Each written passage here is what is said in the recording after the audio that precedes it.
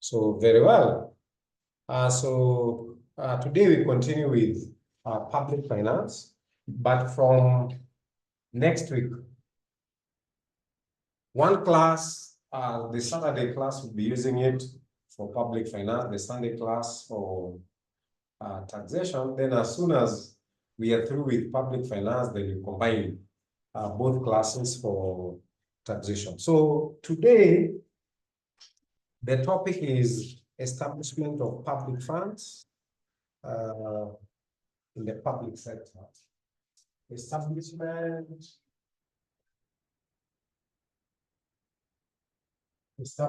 of public funds. So this is topic 3. Establishment of public funds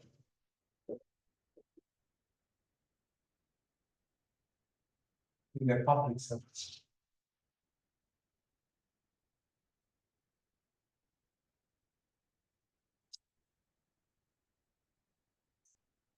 I'll give you a summary of the funds we'll be looking at, and then we'll begin a detailed discussion on the same. So what are funds? If you like, these are accounts that are set up for specific purposes. So both the national government and the county have what you'd call the main account.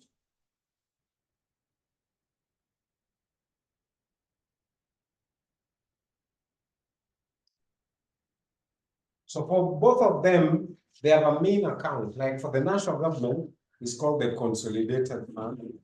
For each of the counties is called county revenue fund. Now, the law allows the national government and the county to set up any other funds with the approval of the National Assembly. So the rules on how a fund will be established, how it will be operated, and how it can be wound up are provided by the National Treasury. If you remember, when we were looking, I think it was just yesterday, part of the responsibilities of the National Treasury and the responsibility, we said establishment, procedures for establishment, operation, and winding up of public funds. Now, these are the public funds we are talking about. Let me just give you a summary structure, then we look at details of each one of them. So there'll be funds at the national government, like that. So on one side I put national government. It's just a summary. On the other side I'll put county government.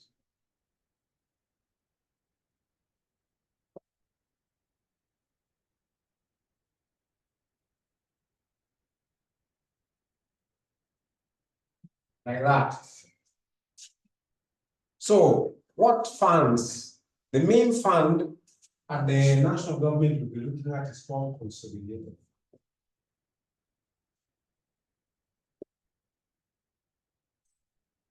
So all taxes, all borrowings, any revenue collected on behalf of the national government goes to this account.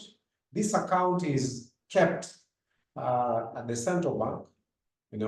It's called the National Exchequer account. The account is called the National Exchequer account. So it's the main fund that receives any monies collected on behalf of the national government, and it's the main fund that makes payment. So if Treasury has to make withdrawals from this fund, then Parliament has to approve.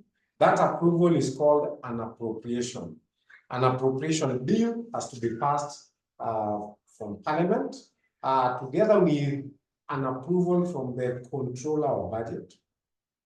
With those two copies, the National Treasury can withdraw money from the National Exchequer account or consolidated fund, which is kept at the central bank account.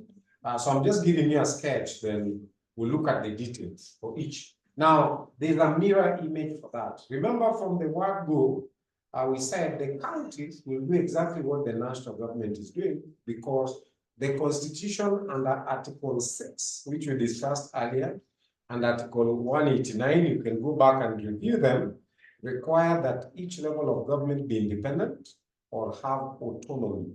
So that autonomy is reflected in the functioning of the public finance management system, which should be autonomous, independent. So neither government can carry out any function on behalf of any of the other government. They can only consult. Consultation, coordination, cooperation, no dictation. Eh? So there's a mirror image for this at the county. It's called the County Revenue Fund. The mirror image of that would be called County Revenue Fund. That's the same purpose. It's also called, kept in an account called the County Exchequer account at the central bank. Again, all payments on behalf of a county are received in this fund. Licenses, you know, what they collect in terms of levies, fees, because the county doesn't collect taxes as such.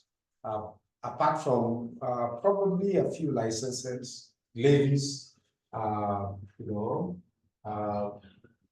and share of revenue from the national government. But they have their own source of revenue, though not very much.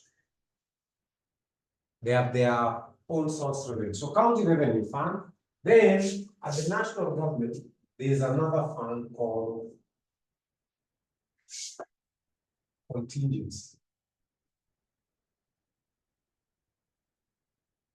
Contingencies fund. The word contingencies means emergencies. So this fund is set up simply for that. It's set up to pay for any unexpected, unforeseen events that may arise, emergencies, all right? So an emergency could be a severe drought situation where people are faced with hunger, starvation, and so on. The contingencies fund would be for such emergencies. There's a major disaster that was unforeseen, that was unplanned for, there was no budget for it. The payments will come from the contingencies fund. We're going to look at details. For the national government, the minimum every time required in the contingencies fund, I think is 10 billion shillings. So every time there's a withdrawal, there must be funds, again, transferred from the consolidated fund to top up so that this fund is maintained at 10 billion. So what you must know is that all other funds that will come after the contingencies will be created from this single account. So from the contingencies fund, Parliament will approve amounts to be transferred to the contingencies fund. So at the county, there's a county emergencies fund. County emergencies fund.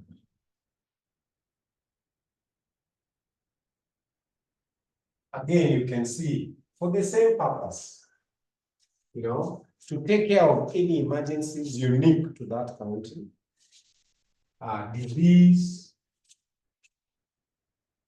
there was a time some counties had an attack from an invasion of grasshoppers, and you know grasshoppers clear everything. You know, grasshoppers had migrated, I think, from Ethiopia. That end.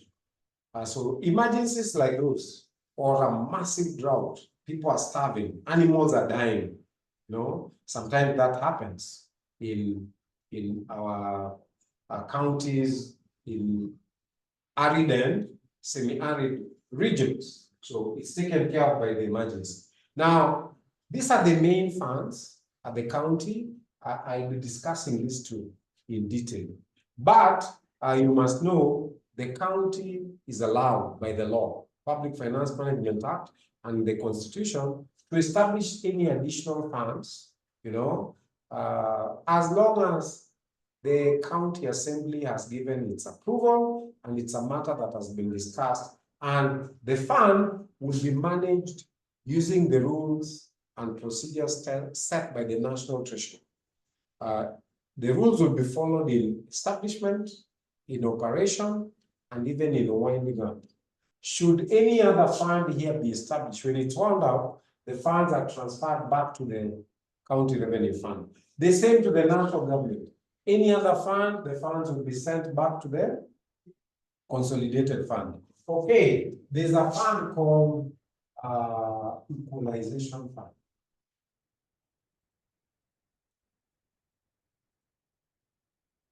Now, this fund is only found at the national government level.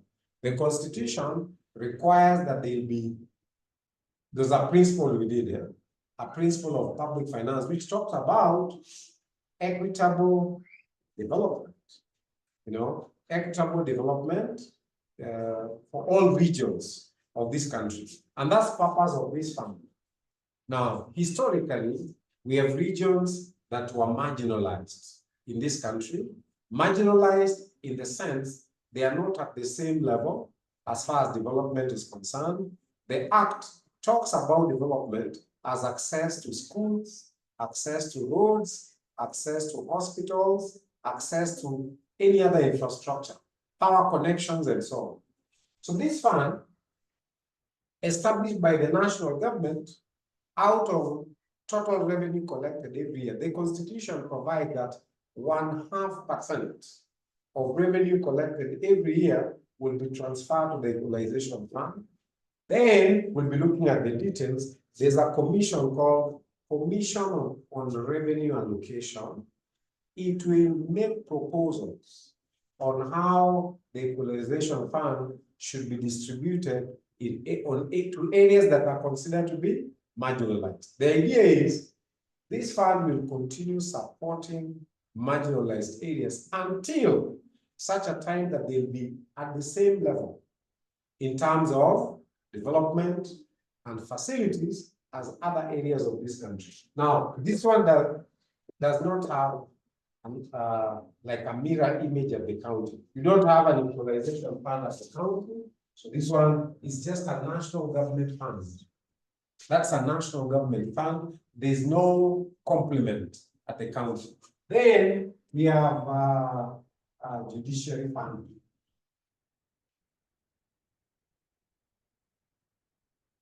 Again, this is a national government fund established for the judiciary. We don't have a complement at the county. And then we have political parties fund.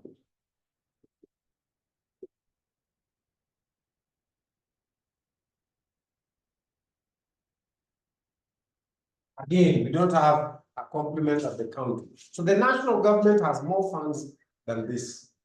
But here, we will only discuss consolidated, contingency, and equalization. We might not even have listed judiciary, but we might not discuss judiciary or political parties. But you must understand there are many more funds. Like the latest that was created by Kenya Kwanza government is called Hustler Fund.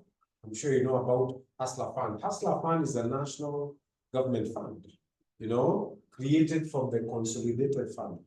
So it will run along the same procedures as established by the National Treasury, same rules, until that time when probably even operations, it will operate under the rules set by the National Treasury until when probably Parliament, in its wisdom, will want to maybe wind it up. There are also procedures to wind up. There are more funds. We still have youth fund, women fund. All those are national government funds, but I'm not going to discuss all that. Why? Like I said from the beginning, I will stick to the main areas that I see the examiner focuses on.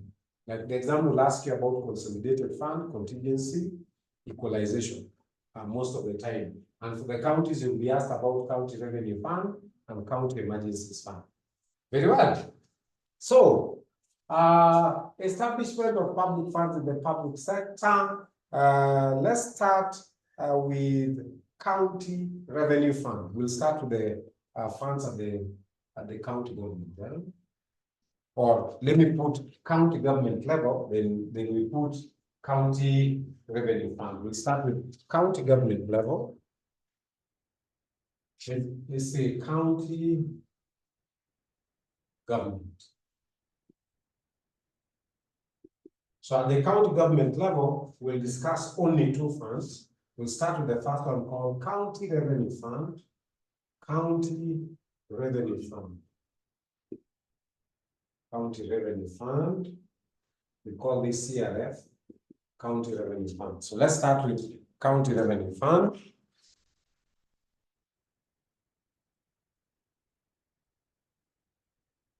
County Revenue Fund, and you may want to write a few points on that and say, so there is established for each county. There is established for each county.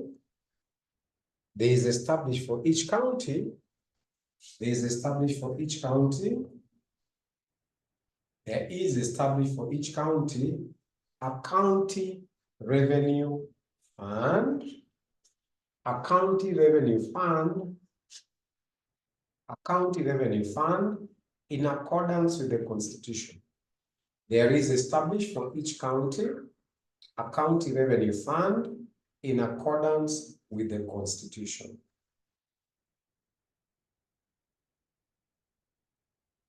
The next point, the county treasury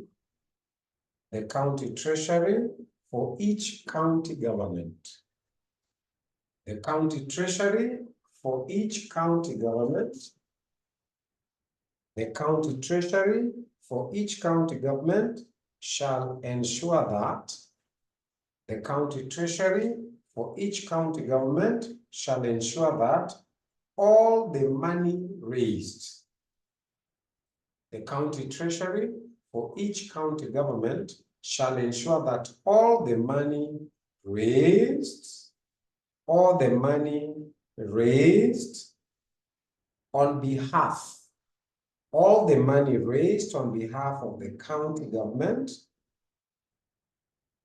all the money raised on behalf of the county government, all the money raised on behalf of the county government is paid into the county revenue fund. Is paid into the county revenue fund.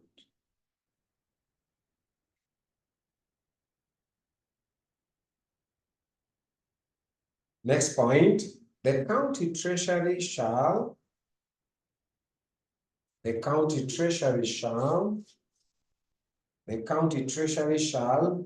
administer. The county treasury shall administer the CRF. That's the county revenue fund. The county treasury shall administer the CRF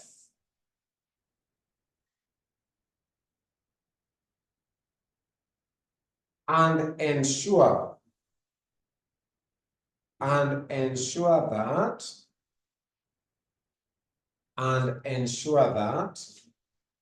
that A, the county revenue fund of the CRF, and ensure that A, the CRF is kept at the central bank. Ensure that the CRF is kept at the central bank. The CRF is kept at the central bank or CBK. The CRF is kept at the Central Bank of Kenya or CBK in an account. Is kept at the Central Bank or CBK in an account known as the county, exchequer account. In an account known as the county exchequer. The county exchequer account. So it will be kept at the Central Bank of Kenya in an account known as the county exchequer account. That one, the county exchequer account. B, ensure that all money authorized ensure that all money authorized to be paid. Ensure that all money authorized to be paid by the county government. Ensure that all money authorized to be paid by the county government. Ensure that all money authorized to be paid by the county government or its entities, by the county government or its entities, for a public purpose, or its entities for a public purpose, or its entities for a public purpose, is paid from that account. Is paid from that account. Is paid from that account without undue delay. Is paid from that account without undue delay. Without undue delays. The new paragraph is saying the county treasury must obtain. The county treasury must obtain the written approval. The county treasury must obtain the written approval of the controller of budget, COB. The county treasury must obtain the written approval of the controller of budget, COB, before withdrawing money. Before withdrawing money from the CRF or the County Revenue Fund, before withdrawing money from the CRF, before withdrawing money from the CIF, under the authority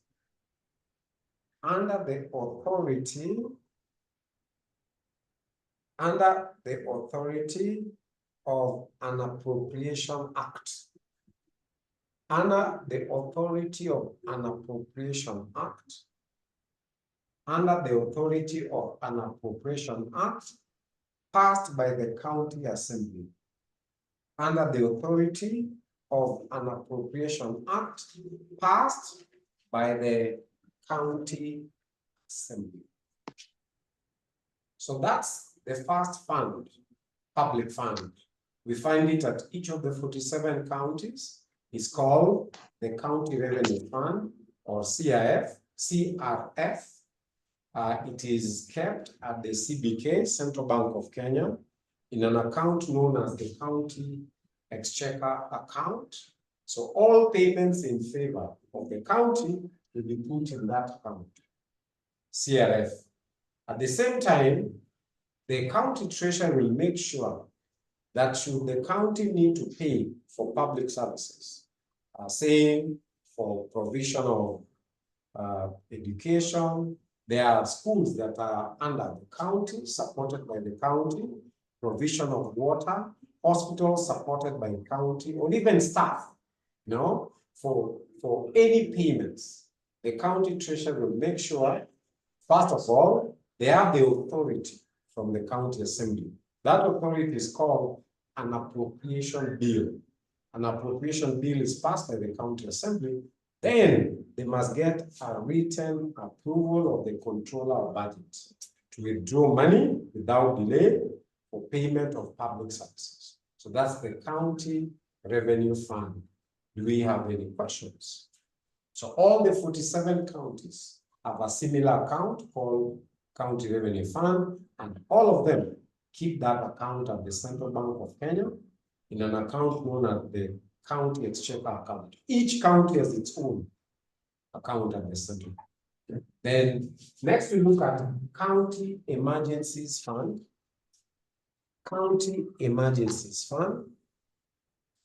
County Emergencies Fund. Now, this is not the main account at the county. The main is still the CRF. So the county assembly will approve withdrawal of funds to be transferred from the CRF to the county emergencies fund from time to time. The purpose of maintaining a county emergencies fund is to cater for payments that might be required for events that were unforeseen. Events that were unforeseen, events that are threatening the lives of the constituents or food, and these are events that were totally unpredictable. You know, they are emergencies. For events like those, then the county treasury may need approval from the county assembly before withdrawal. However, if the county assembly is in recess, the county treasury will still make withdrawals and make payments for an emergency. Then as soon as the county assembly is in session, then the county treasury will take reports to the county assembly for approval for the amounts that were withdrawn for emergencies. So please put this down and say, the county executive committee, or simply the CEC, the county executive committee, the county executive committee or CEC, the county executive committee may establish an emergency fund, may establish an emergency fund, may establish an emergency fund with approval of the county assembly, with approval of the county assembly, with approval of the county assembly. Then you say, the county emergency fund, the county emergency fund, the county emergency fund shall consist of money. The county emergency fund shall consist of money. The county emergency fund shall consist of money appropriated by the county assembly.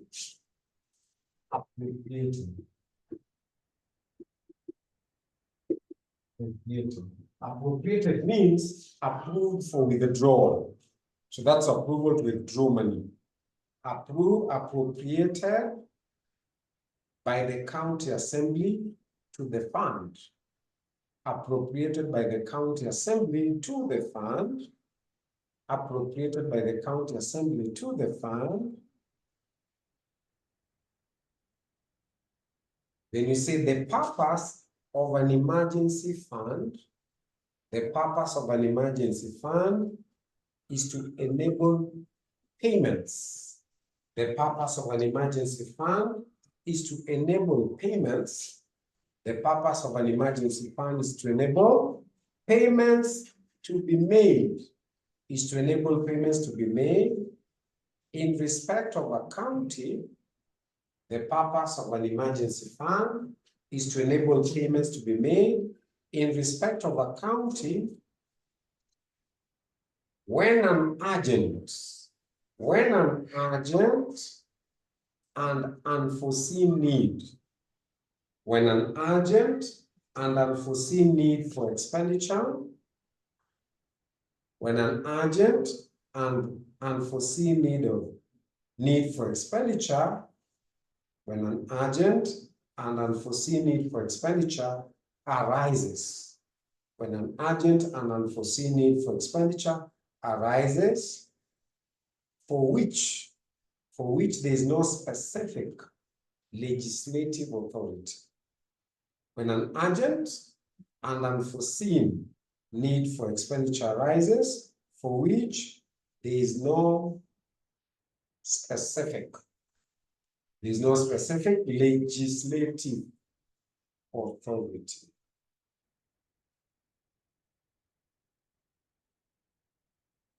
Next point, the CEC for finance, the CEC for finance, the CEC for finance shall administer. The CEC for finance shall administer. The CEC for finance shall administer the county emergency fund. The county emergency fund, the CEC for finance, shall administer the county emergency fund in accordance with a framework.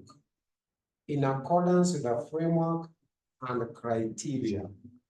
In accordance with the framework and criteria.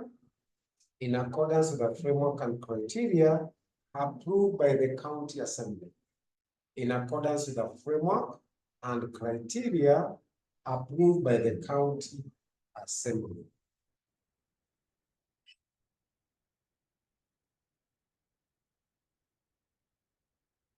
Okay, so that's the county emergency fund. Then there's something else the examiner normally asks. The examiner would want to know the statements prepared by the county treasury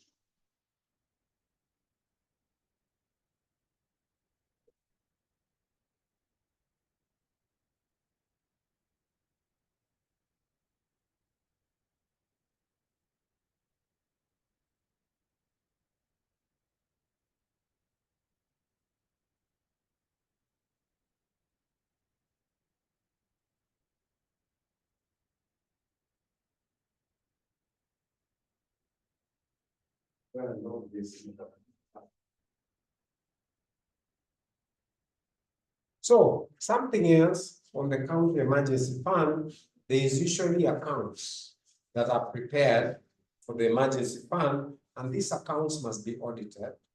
So the examiner might want to ask you, what are the contents of the accounts prepared by the county treasury for the emergency fund? So we are going to look at that, and then we are done with that. Then we can look at the funds at the national government level. So just say county treasury to submit a report. County treasury to submit a report to the auditor general. County treasury to submit a report to the auditor general in respect to the emergency fund. County treasury to submit a report. County treasury to submit a report. County treasury to submit a report.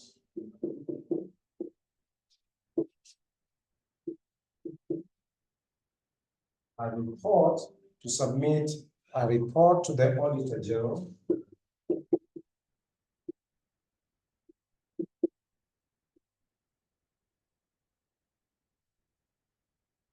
To the auditor general in respect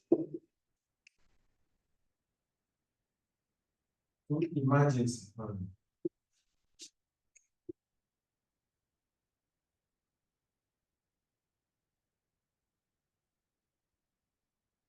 So again, you can be asked about this.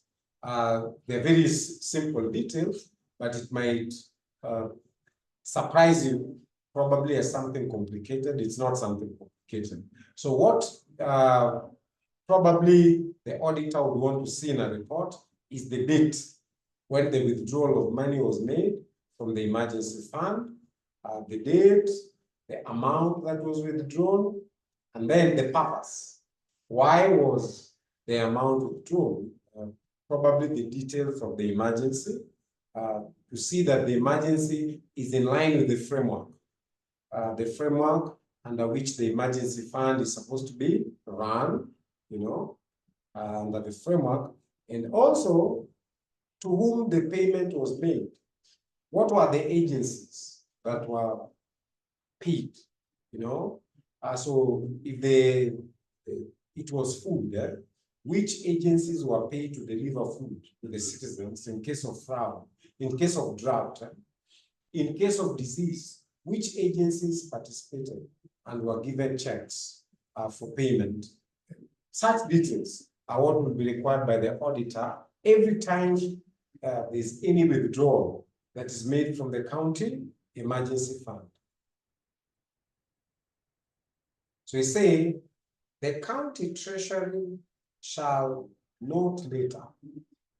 The county treasury shall not later than 3 months the county treasury shall not later than 3 months.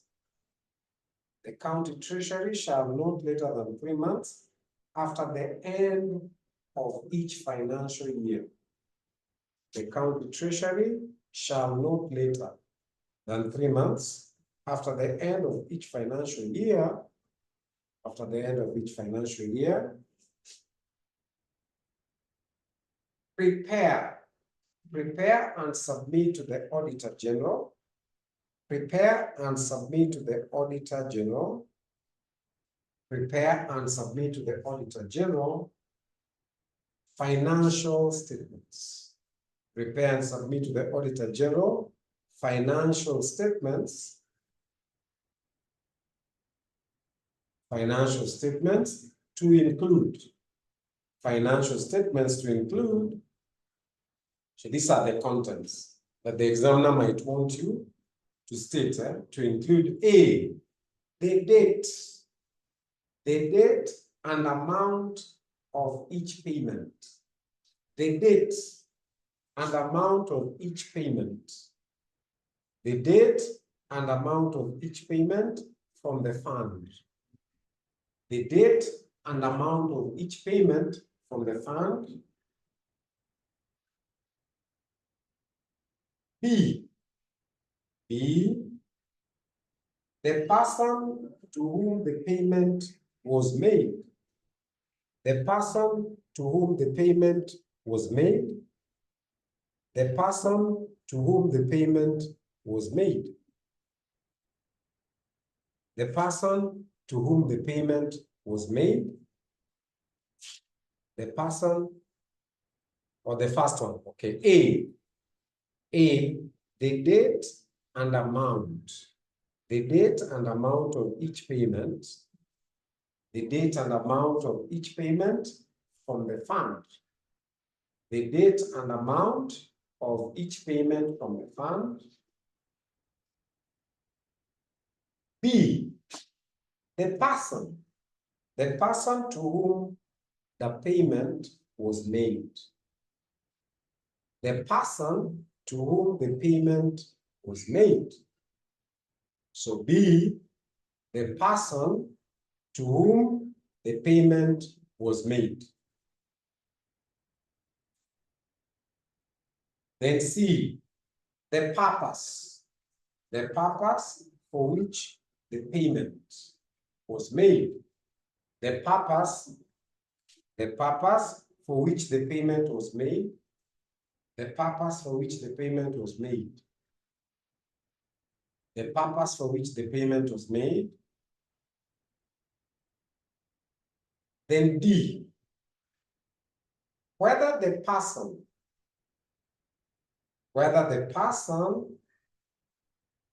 to whom payment was made, whether the person to whom payment was made, whether the person to whom payment was made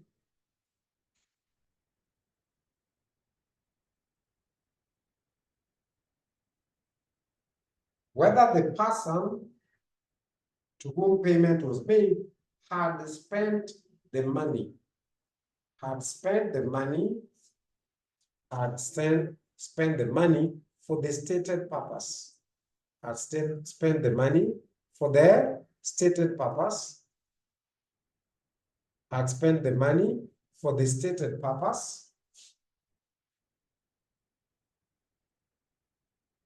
whether the person to whom the payment was made has spent the money for the stated purpose. Then E, if the person to whom payment was made, if the person to whom payment was made, if the person to whom payment was made had not spent the money, had not yet spent the money for that purpose.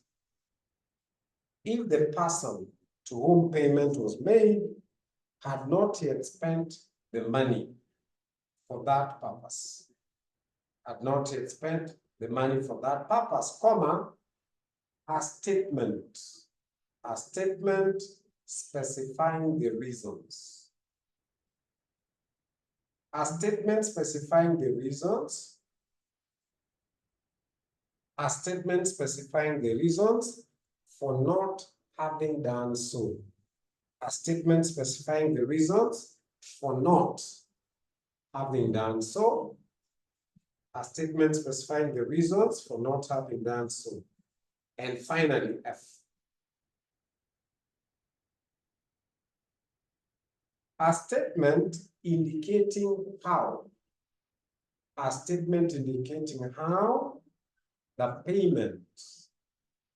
A statement indicating how the payment conforms.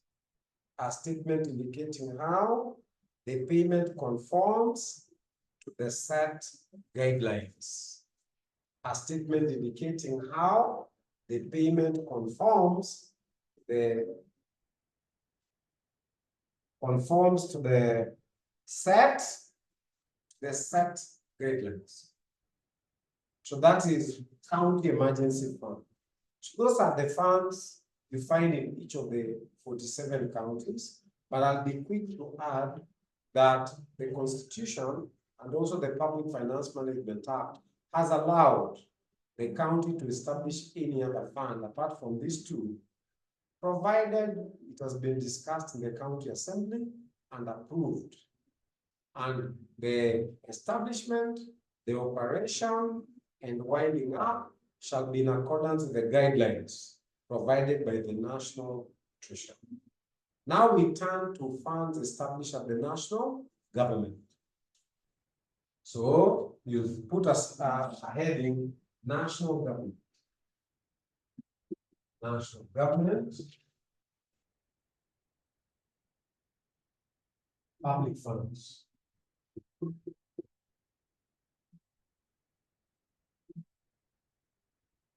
So look at national government funds. And for national government, I said we are only going to look at three, the main ones, the ones that the examiner will ask you about. I had listed judiciary fund. Let's not discuss that much. I've not seen any question on judiciary fund, political parties fund, hustler fund, youth fund, women fund. I've not seen any question on those. So I'll just discuss the three main ones which I examine frequently. So we'll start with the consolidated fund.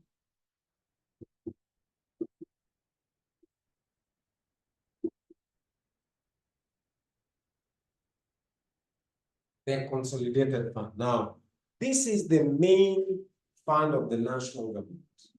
So all taxes are received in this fund. All borrowings in favor of the national government are received in this fund. The fund is kept at the central bank in an account known as National Exchequer account. So there's an account called National Exchequer.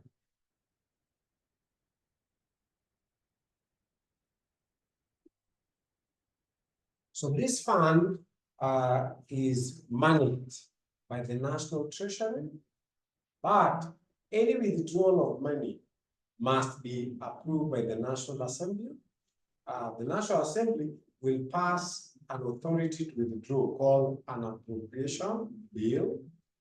Then the controller of budget must give a written approval before any funds can be withdrawn from the consolidated fund to pay for public services.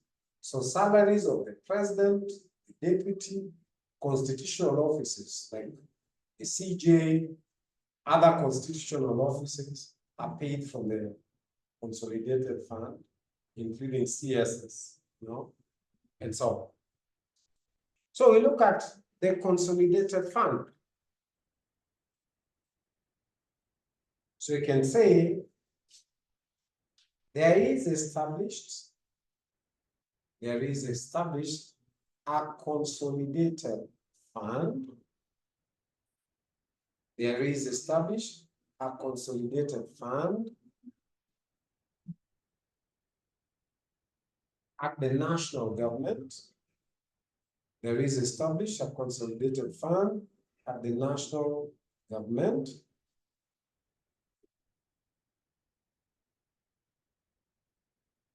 The National Treasury shall administer the consolidated fund.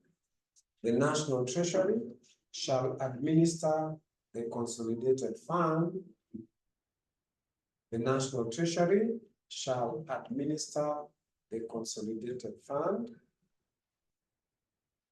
The National Treasury shall administer the consolidated fund. It is maintained in an account. It is maintained in an account known as the National Exchequer account. It is maintained in an account known as the National Exchequer account at the CBK.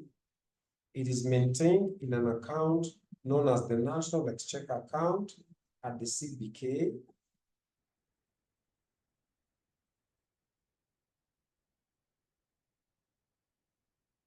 So we say the National Treasury shall ensure that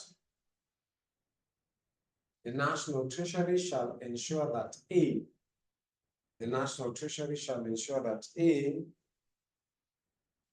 all payments on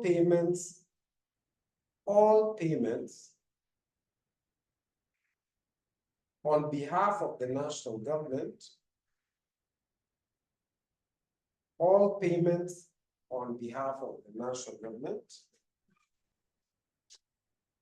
all payments on behalf of the national government are paid into the account. All payments on behalf of the national government are paid into the account.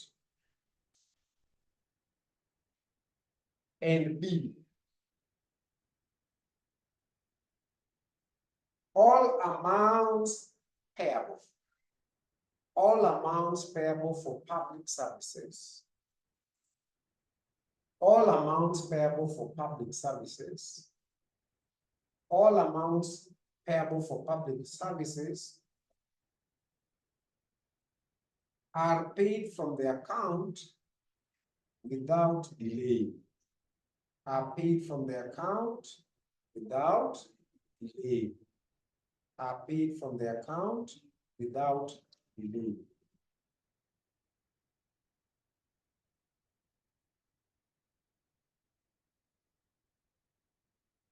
Then you say any withdrawal from the consolidated fund, any withdrawal from the consolidated fund, any withdrawal from the consolidated fund must be approved by the controller of budget. Any withdrawal from the consolidated fund must be approved by the controller of budget, must be approved by the controller of budget under the authority of an appropriation bill.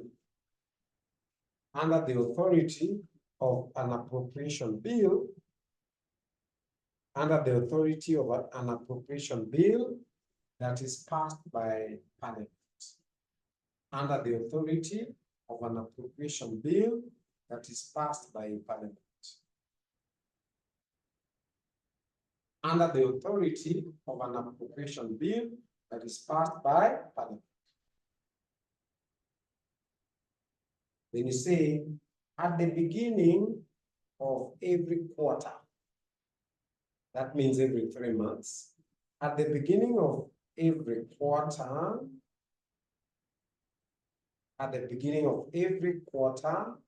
the National Treasury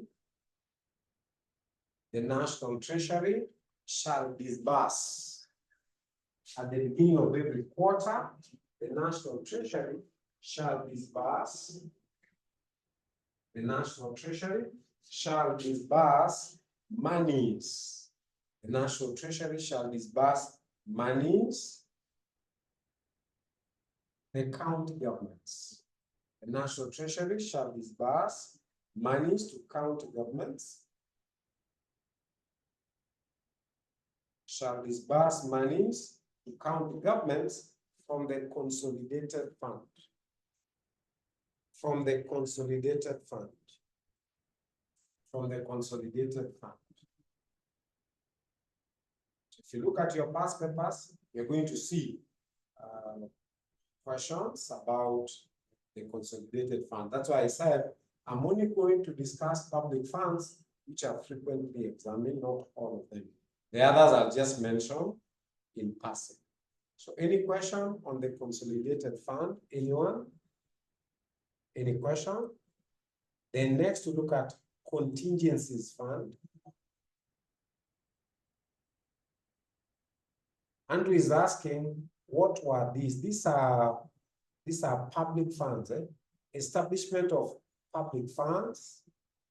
Establishment of public funds at the national and county governments. So we've done funds established at the county government. So we've talked about county revenue fund and county emergencies fund. Then now we are talking about funds established at the national government. The main fund is called the consolidated fund. We just discussed that. Now we look at contingencies fund. So let's put down contingencies fund. So we are on this one. Contingencies fund at the national government level. So we'll only discuss contingencies, then we discuss equalization fund, and we are done with that. We jump to something else. So contingencies fund, the word contingency has the same meaning as an emergency. So it does the same purpose as that of the county emergencies fund. So the contingencies fund is set up to allow the national government to make payments in case of matters that are urgent. Like recently, there was already a report by the meteorological department that there will be an El Nino because of climatic change. Withdrawals must have been made from the county emergencies fund and contingencies fund for disaster preparedness. So there are reports that there'll be floods, people will lose homes, some people could lose lives, and so on. So money was needed to set up and probably to get what is required so that the country can cope with those disasters. Those are the emergencies we are talking about. But well, fortunately, the El Nino did not happen to the extent that have been predicted. So El Nino came, yes, but to a much lower extent, though. We did not have widespread, say, flooding as was predicted. So contingencies fund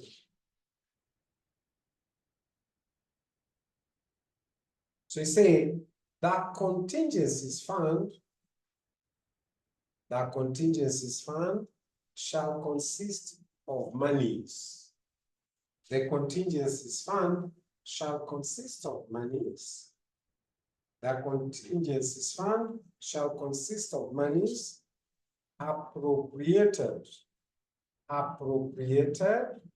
monies appropriated from the consolidated fund.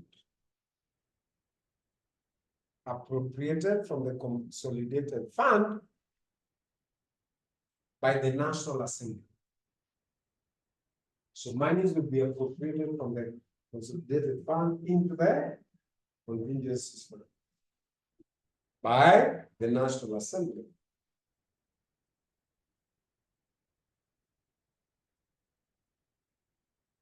The permanent capital of the contingencies fund, the permanent capital of the contingencies fund shall not exceed. The permanent capital of the contingencies fund shall not exceed 10 billion, 10B. The permanent capital of the contingencies fund shall not exceed 10 billion shillings or 10B.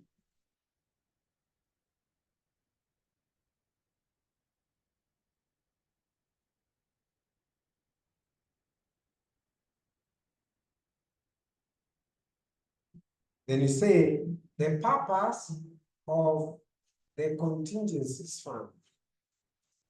The purpose of the contingencies fund is to make payments. The purpose for the contingencies fund is to make payments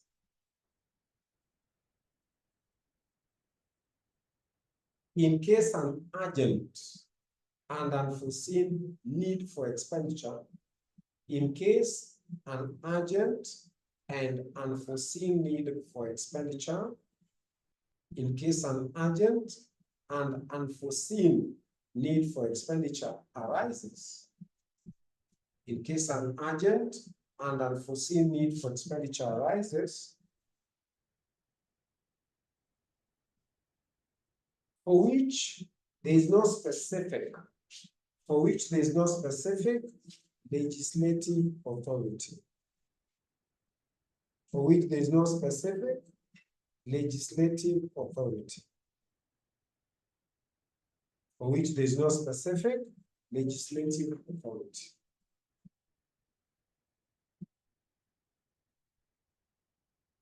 So that is the contingencies fund established by the national government. Do we have any question? Any question as we look at the last fund?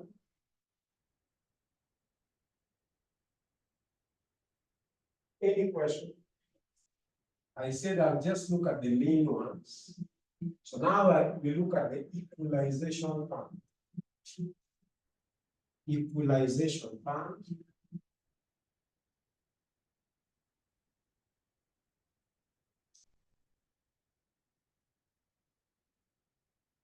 Look at equalization fund.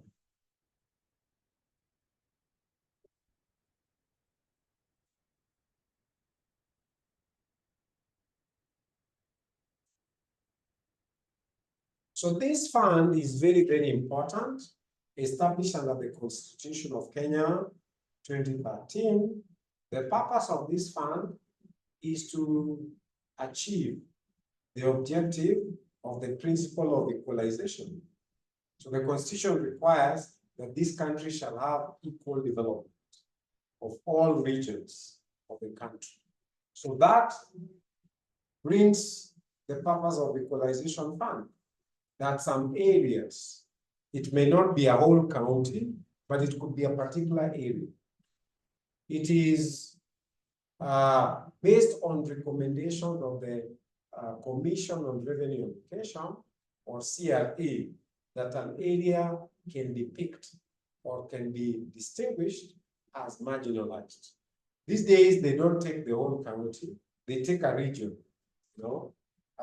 So the Commission on Revenue Education will make an evaluation of the whole country and look at areas that have been left behind in terms of development, in terms of water, you know, health facilities, education, roads, electricity connection, and so on.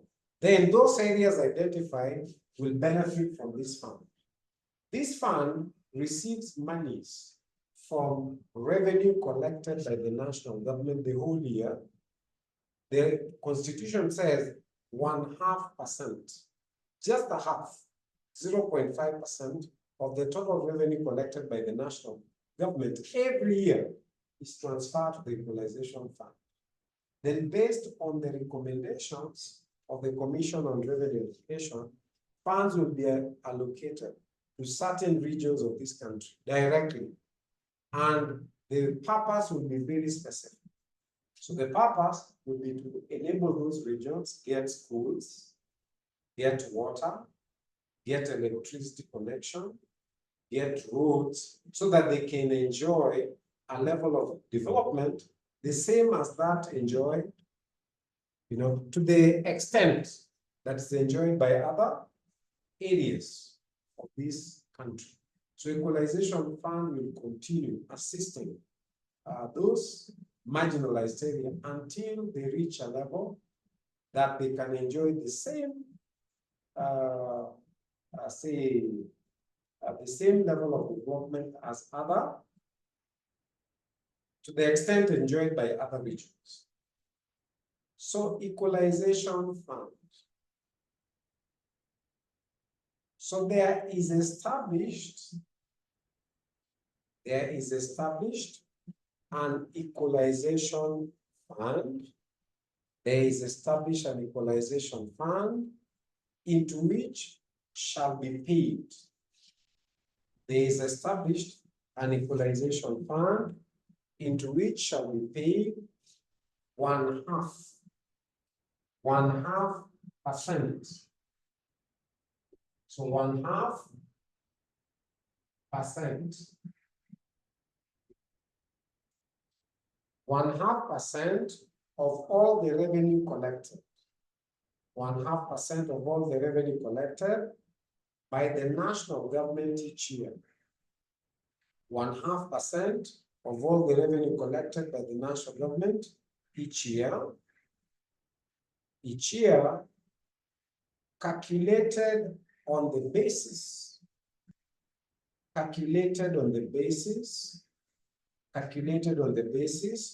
of the most recent, audited accounts. Calculated on the basis of the most recent audited accounts of revenue received. Calculated on the basis of the most recent audited accounts of revenue received, as approved by the National Assembly. Of revenue received as approved by the National Assembly. The most recent audited accounts of revenue received as approved by the National Assembly.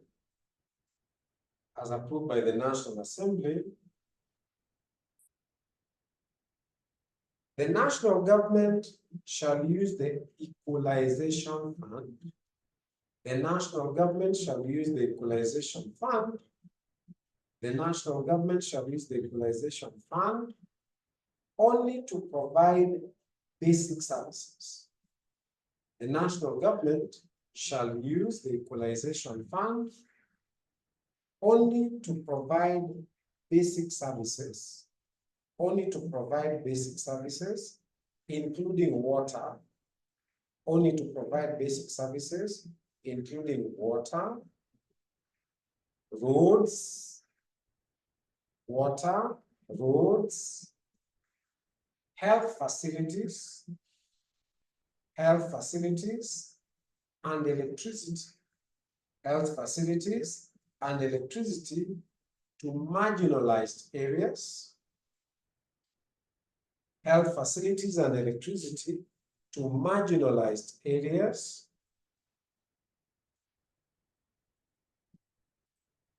To the extent necessary, to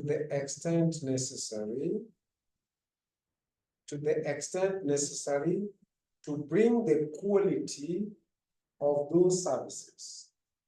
To the extent necessary to bring the quality of those services. To the extent necessary to bring the quality of those services to the level generally enjoyed. To the level generally enjoyed by the rest of the nation. To the level generally enjoyed by the rest of the nation.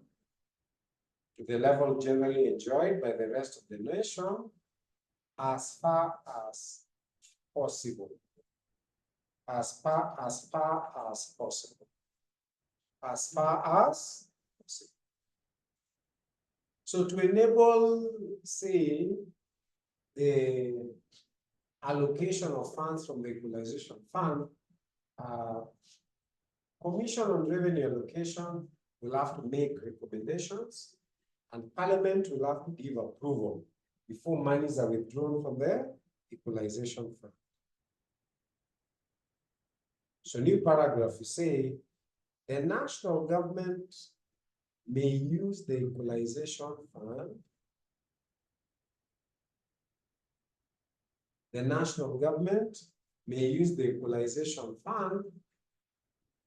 The national government may use the equalization fund. The national government may use the equalization fund, A, only to the extent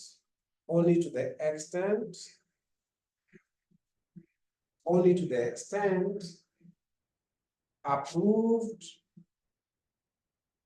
by Parliament, only to the extent approved by Parliament, only to the extent approved by Parliament, and finally B,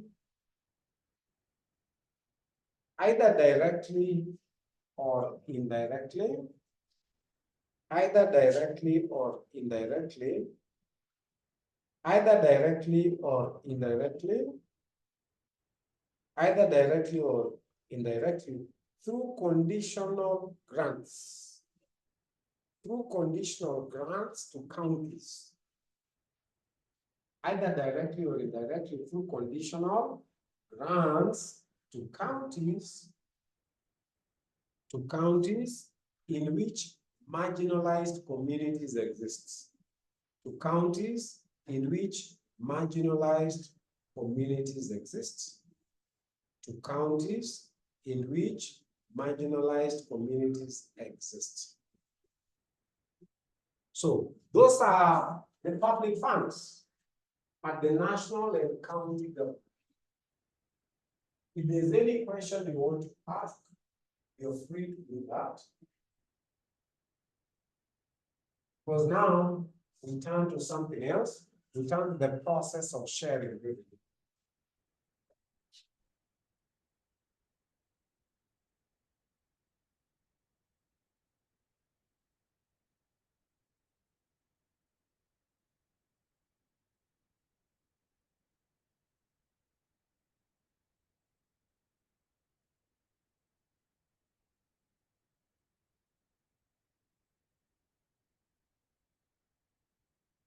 So now we want to look at the process of sharing revenue between the national government and the counties, and then among the counties. Look at the process of sharing.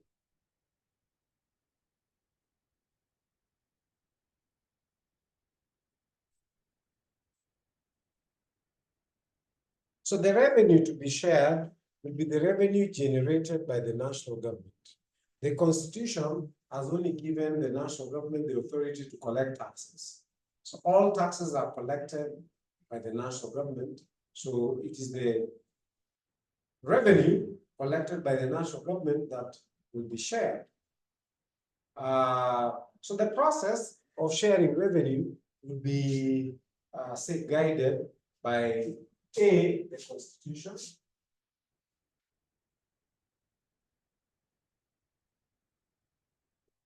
the Constitution of Kenya, 2010, and B, it will also be guided by the Public Finance Management Act.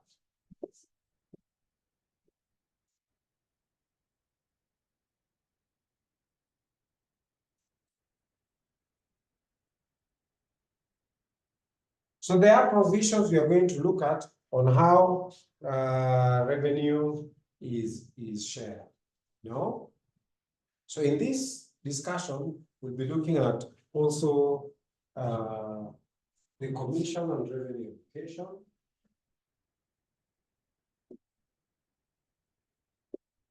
and the role it plays in the sharing of revenue education.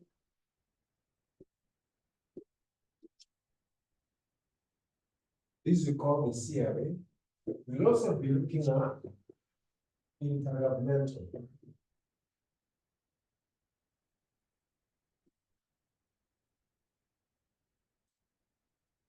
budget and economic council.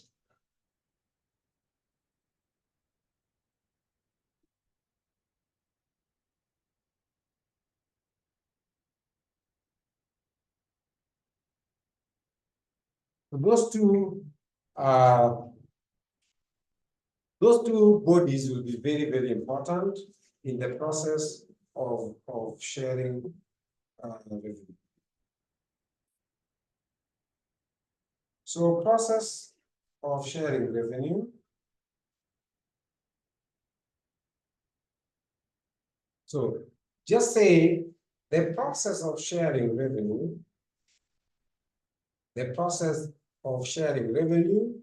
raised by the national government. The process of sharing revenue raised by the national government. The process of sharing revenue raised by the national government.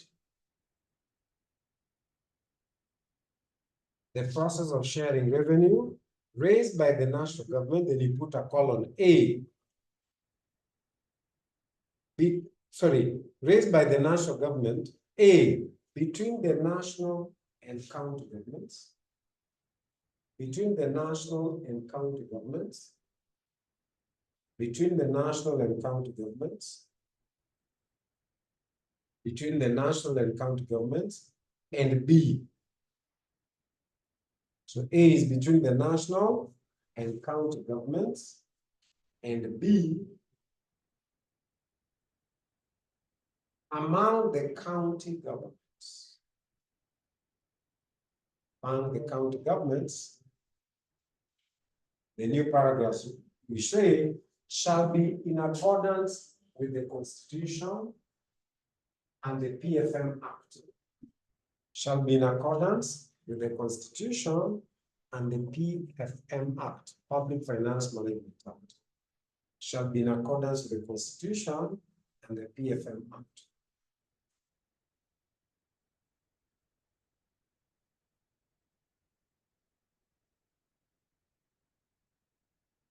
The new paragraph we say at least 6 months.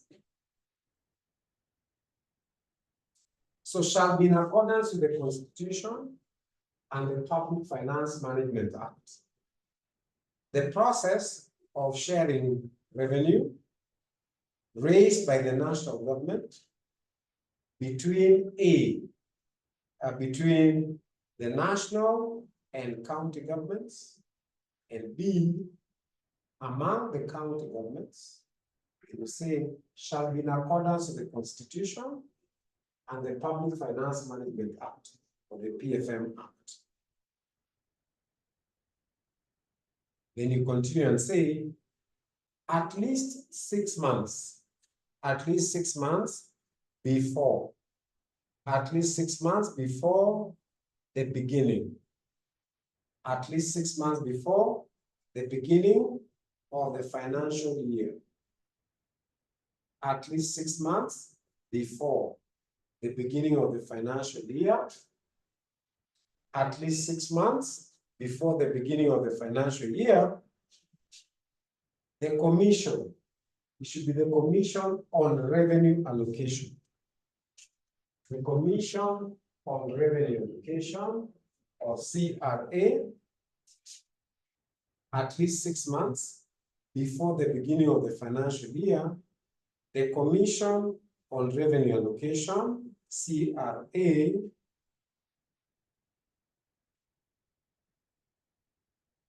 shall submit recommendations, shall submit recommendations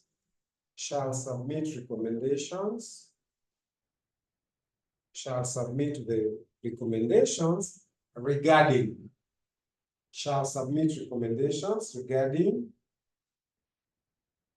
Commission on Revenue Allocation, CRA, shall submit recommendations regarding A, an equitable division of revenue. An equitable division of revenue.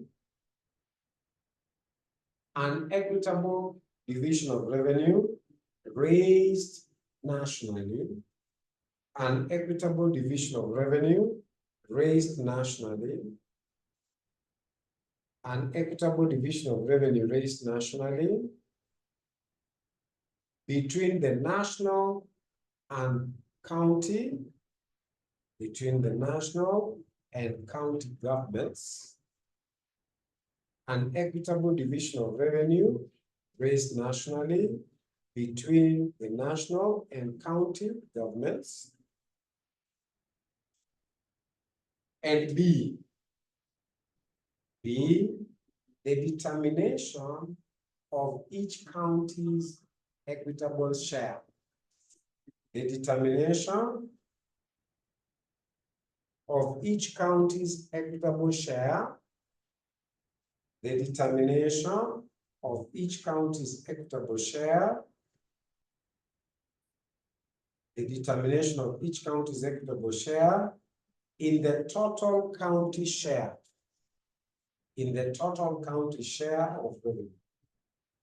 The determination of each county's equitable share in the total county share of revenue. In the total county's share of revenue.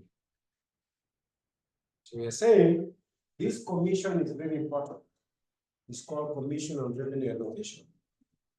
The current chairperson of that committee is new. It's a lady. She was just nominated last year and appointed by the president. Okay, the previous one, the previous chair, who had stayed longer, was a lady called Dr. Jane. She's called Dr. Jane Kaigai or something. Yes, she has now served her full term. They served for a term of 8 months. We're going to see, so 8 years, non-renewable. So we currently have a new chair. She's not even served for a year. Another lady, okay, who is the current chair. So this commission will give its recommendation 6 months before the financial year begins. So the financial year of the government begins on 1st July. So 6 months before beginning of the financial year will be January. 6 months before July.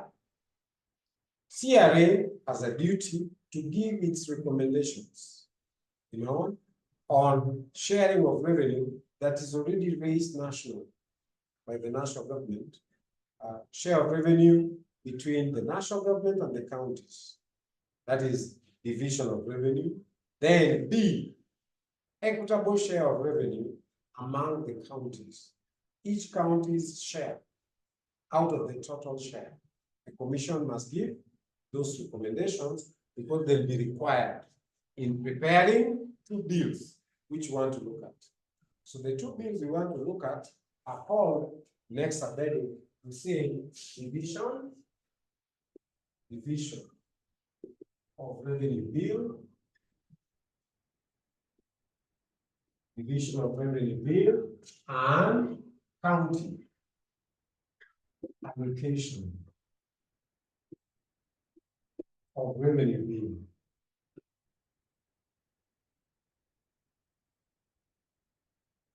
These are 2 bills. The first bill, called division of revenue bill, will have specifications. Out of recommendations made by Commission on Revenue Allocation, the division of revenue bill will specify the division of revenue between the national government and the counties. Then the county allocation of revenue bill, both prepared by the National Treasury, with recommendations from the Commission on Revenue Allocation. So the second bill will specify the share of each county, the equitable share of each county. So next are the division of revenue bill and county allocation of revenue bill. So we say the CS shall submit to Parliament. The CS shall submit to Parliament.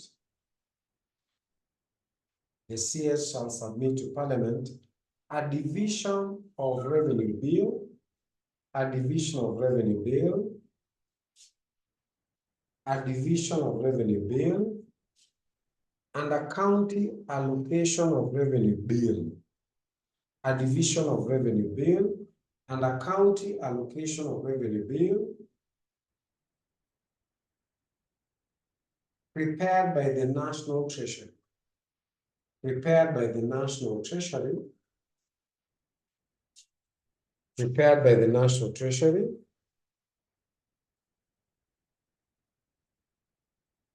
So the CS shall submit to Parliament a division of revenue bill and a county allocation of revenue bill and a county allocation of revenue bill prepared by the National Treasury.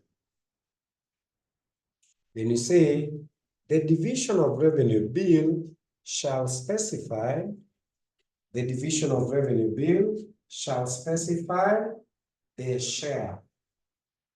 The division of revenue bill shall specify the share of each level of government. The division of revenue bill shall specify the share of each level of government of the revenue raised nationally. Of the revenue raised nationally, the division of revenue bill shall specify the share of each level of government of the revenue raised nationally for the relevant financial year. Of the revenue raised nationally for the relevant financial year. New paragraph, the county allocation of revenue bill, the county allocation of revenue bill, the county allocation of revenue bill shall specify, the county allocation of revenue bill shall specify, the county allocation of revenue bill shall specify A, each county's share of the total revenue, each county's share of the total county revenue, or the total county share of revenue. Yeah? Each county's share of the total county revenue. Each county's share of the total county revenue.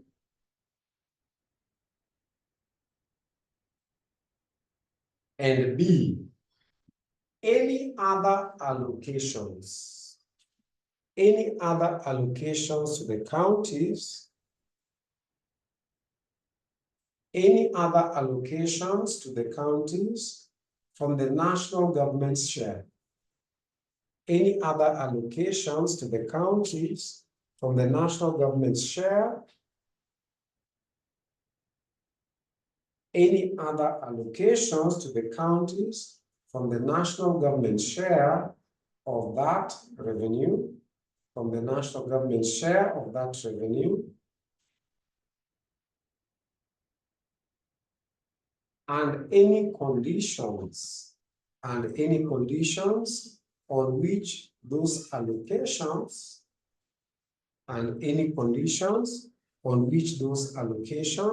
shall be made, and any conditions on which those allocations shall be made, and any conditions on which those allocations shall be made.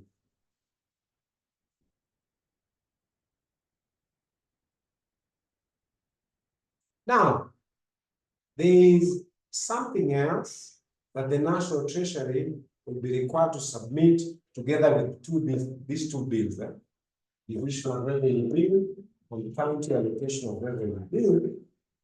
The Treasury must also submit to Parliament a memorandum.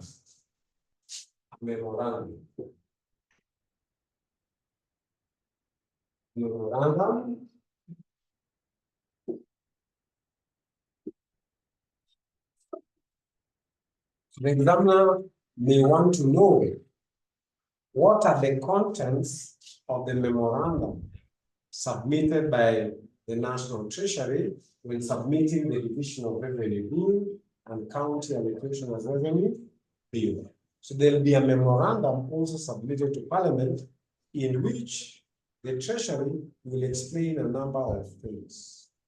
Number one, they'll explain if there was any deviation by the Treasury from the recommendations that were made by the Commission on Revenue Allocation and to what extent. Remember, the recommendations of the Commission are given 6 months before the beginning of the financial year, and Treasury is supposed to use those recommendations to prepare these two bills. So if there was any deviation, the Treasury must state in the memorandum.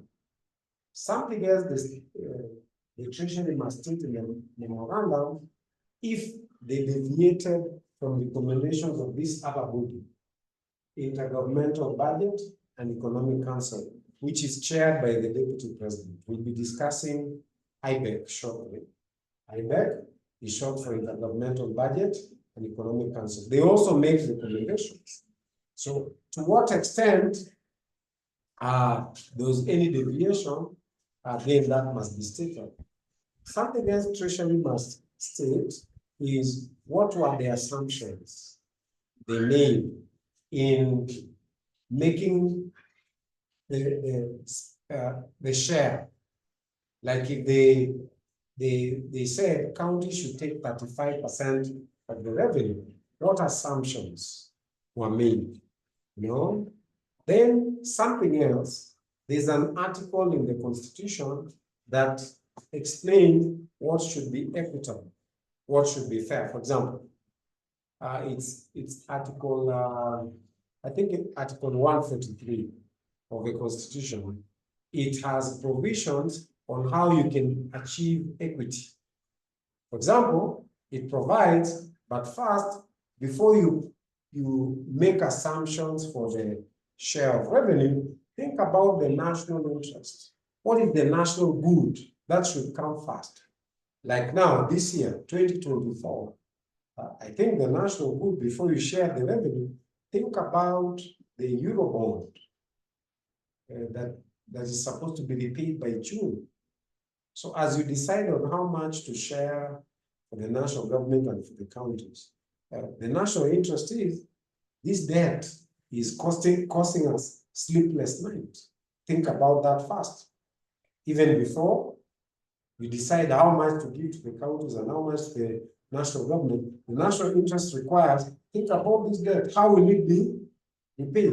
Also, think about the functions being carried out by the counties right now.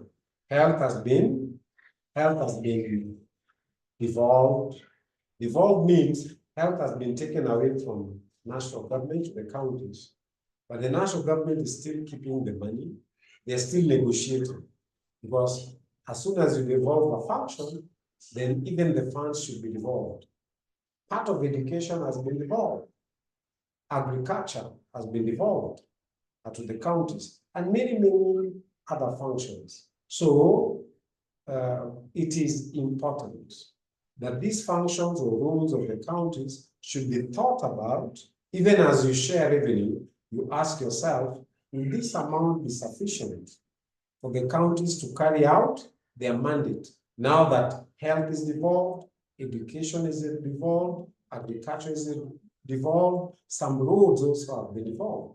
So counties need money to fund some of these devolved functions and so on. So those are the contents of the memorandum with the examiner. There are questions I've seen where the examiner says, can you explain the contents of the memorandum prepared by the Treasury to accompany the Division of Revenue Bill and County Allocation of Revenue Bill? She'll say this: when the Division of Revenue Bill, when the Division of Revenue Bill when the division of revenue bill or county allocation of revenue bill is submitted. When the division of revenue bill or county allocation of revenue bill is submitted, it shall be accompanied by a memorandum. It shall be accompanied by a memorandum. It shall be accompanied by a memorandum which explains. It shall be accompanied by a memorandum which explains A. It shall be accompanied by a memorandum which explains A, how the bill takes into account the criteria. How the bill takes into account the criteria listed in the Constitution.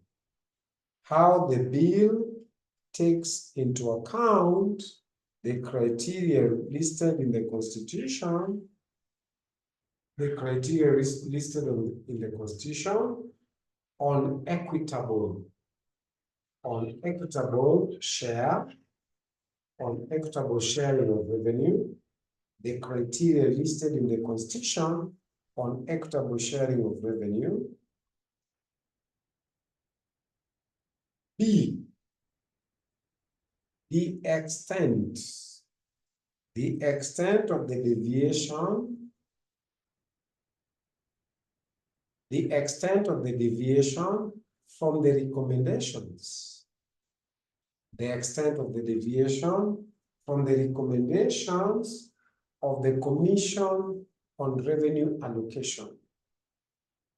The extent of the deviation from the recommendations of the Commission on Revenue Allocation, CRA. The extent of the deviation from the recommendations of the Commission on Revenue Allocation, CRA. C, the extent of deviation from the recommendations. The extent of deviation from the recommendations of the intergovernmental, it's here, from the recommendation of the Intergovernmental Budget and Economic Council, or IBEC. The extent of deviation from the recommendations of the Intergovernmental Budget and Economic Council, in brackets IBEC.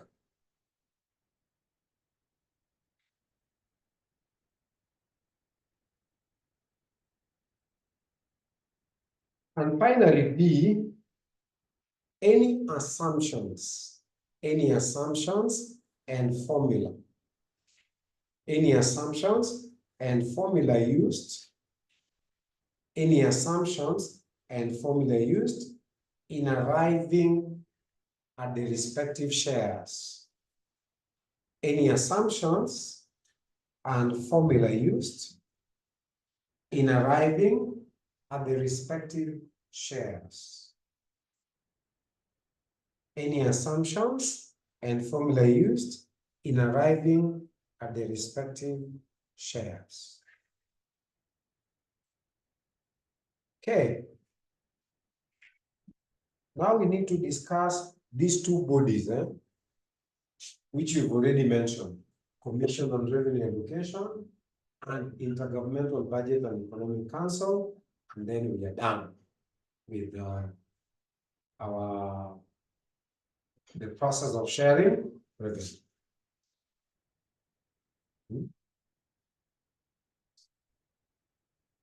So the next body we look at, let's look at first the intergovernmental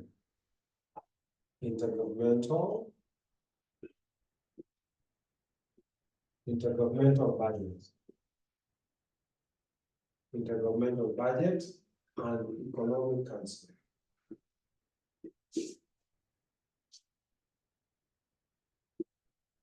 Intergovernmental Budget and Economic Council, or IBEC.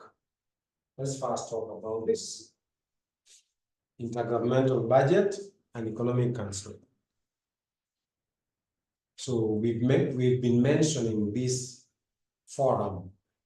So this is an intergovernmental forum chaired by the Deputy President. It has representatives at both the county government and the national government.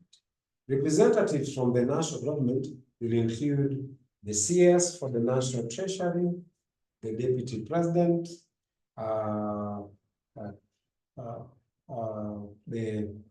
representative from Judicial Service Commission, JSC, a representative from Parliamentary Service Commission, the chair of Commission on Revenue Allocation, then from the county hall and the chair of Council of Governors. That's from the national side. Then from the counties, all the county executive committee members for finance will join membership of this council.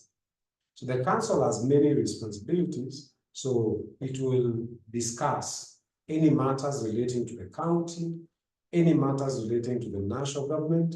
It will make recommendations to Treasury in relation to sharing of revenue. It will make recommendations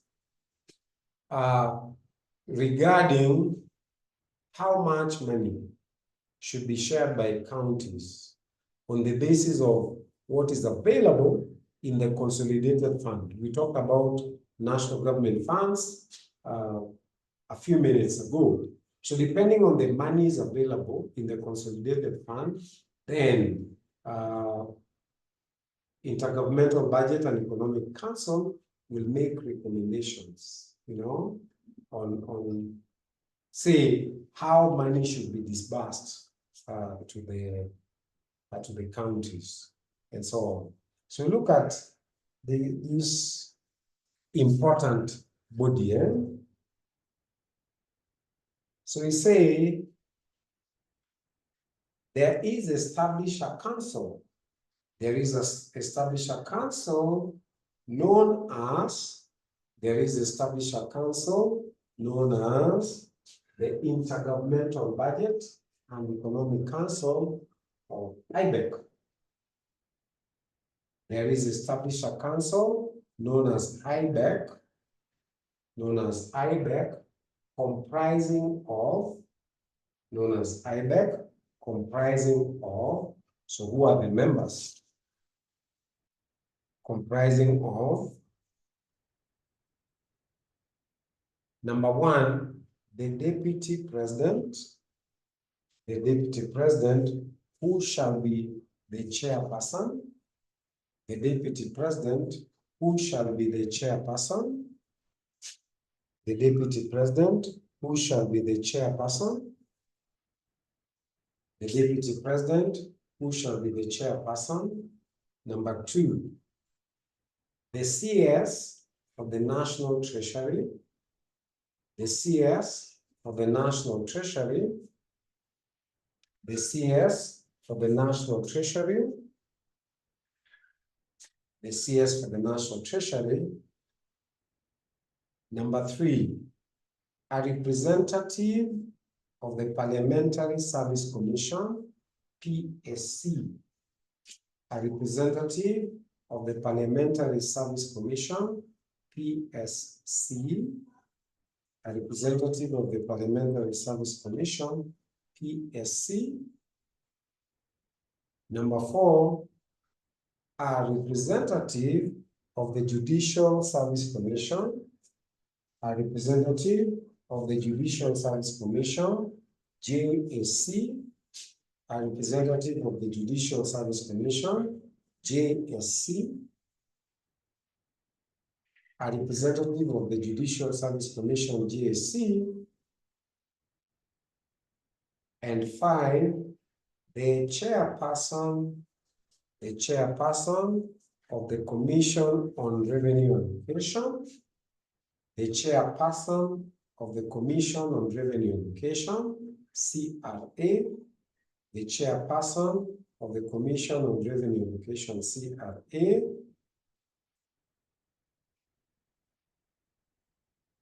number six, the chairperson of the Council of Governors, the chairperson of the Council of Governors, the chairperson of the Council of Governors. Then number 7, every county executive committee member for finance, every county executive committee member for finance. So all the 47 CECs for finance, every county executive committee member for finance.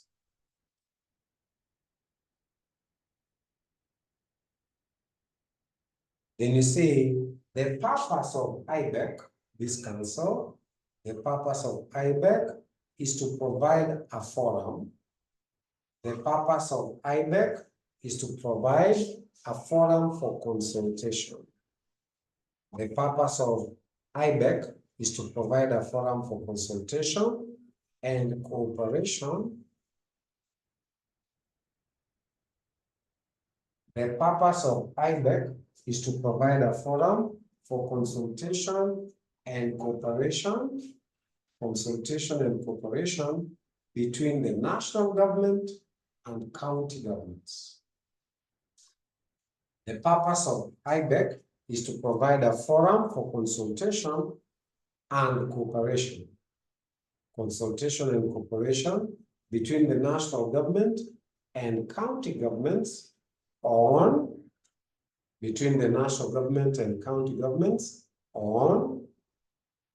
So before we look at the areas they cooperate on, and the examiner can easily ask you this. So before we look at some of the areas the forum will do consultation and cooperation on, remember, this is in line with the Constitution. So earlier, when we were introducing this subject, we said public finance management in this country must be consistent with the Constitution. So the consistency means the Constitution requires that the 2 levels of government must be respected. You must respect the offices and institutions of both levels. So there must be autonomy in public finance and independence. And we said it is expected that they can only work together in the spirit of devolution and consultation and cooperation. So this is one of those forums where the 2 levels of government can come together for consultation. Not to talk at each other or not to tell the other what to do, but to cooperate, work together in the spirit of devolution. So IBEC is one of those forums that bring the 2 levels of government together so that they consult and they agree on how each will go back and work independently.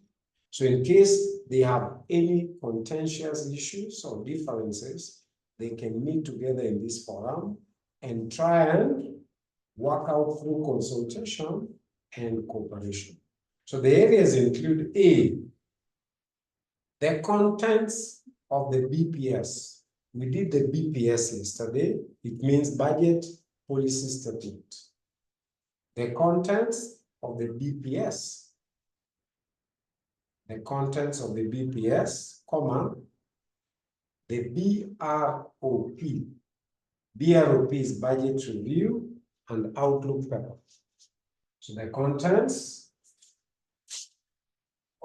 of BPS. BPS is budget policy statement.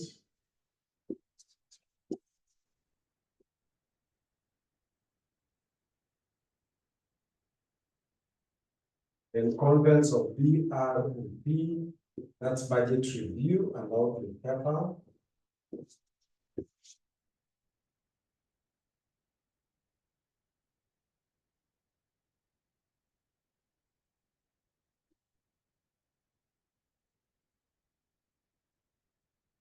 Budget review and outlook paper.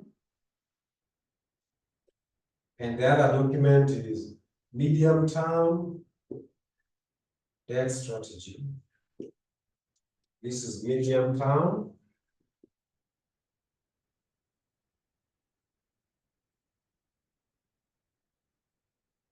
debt management strategy.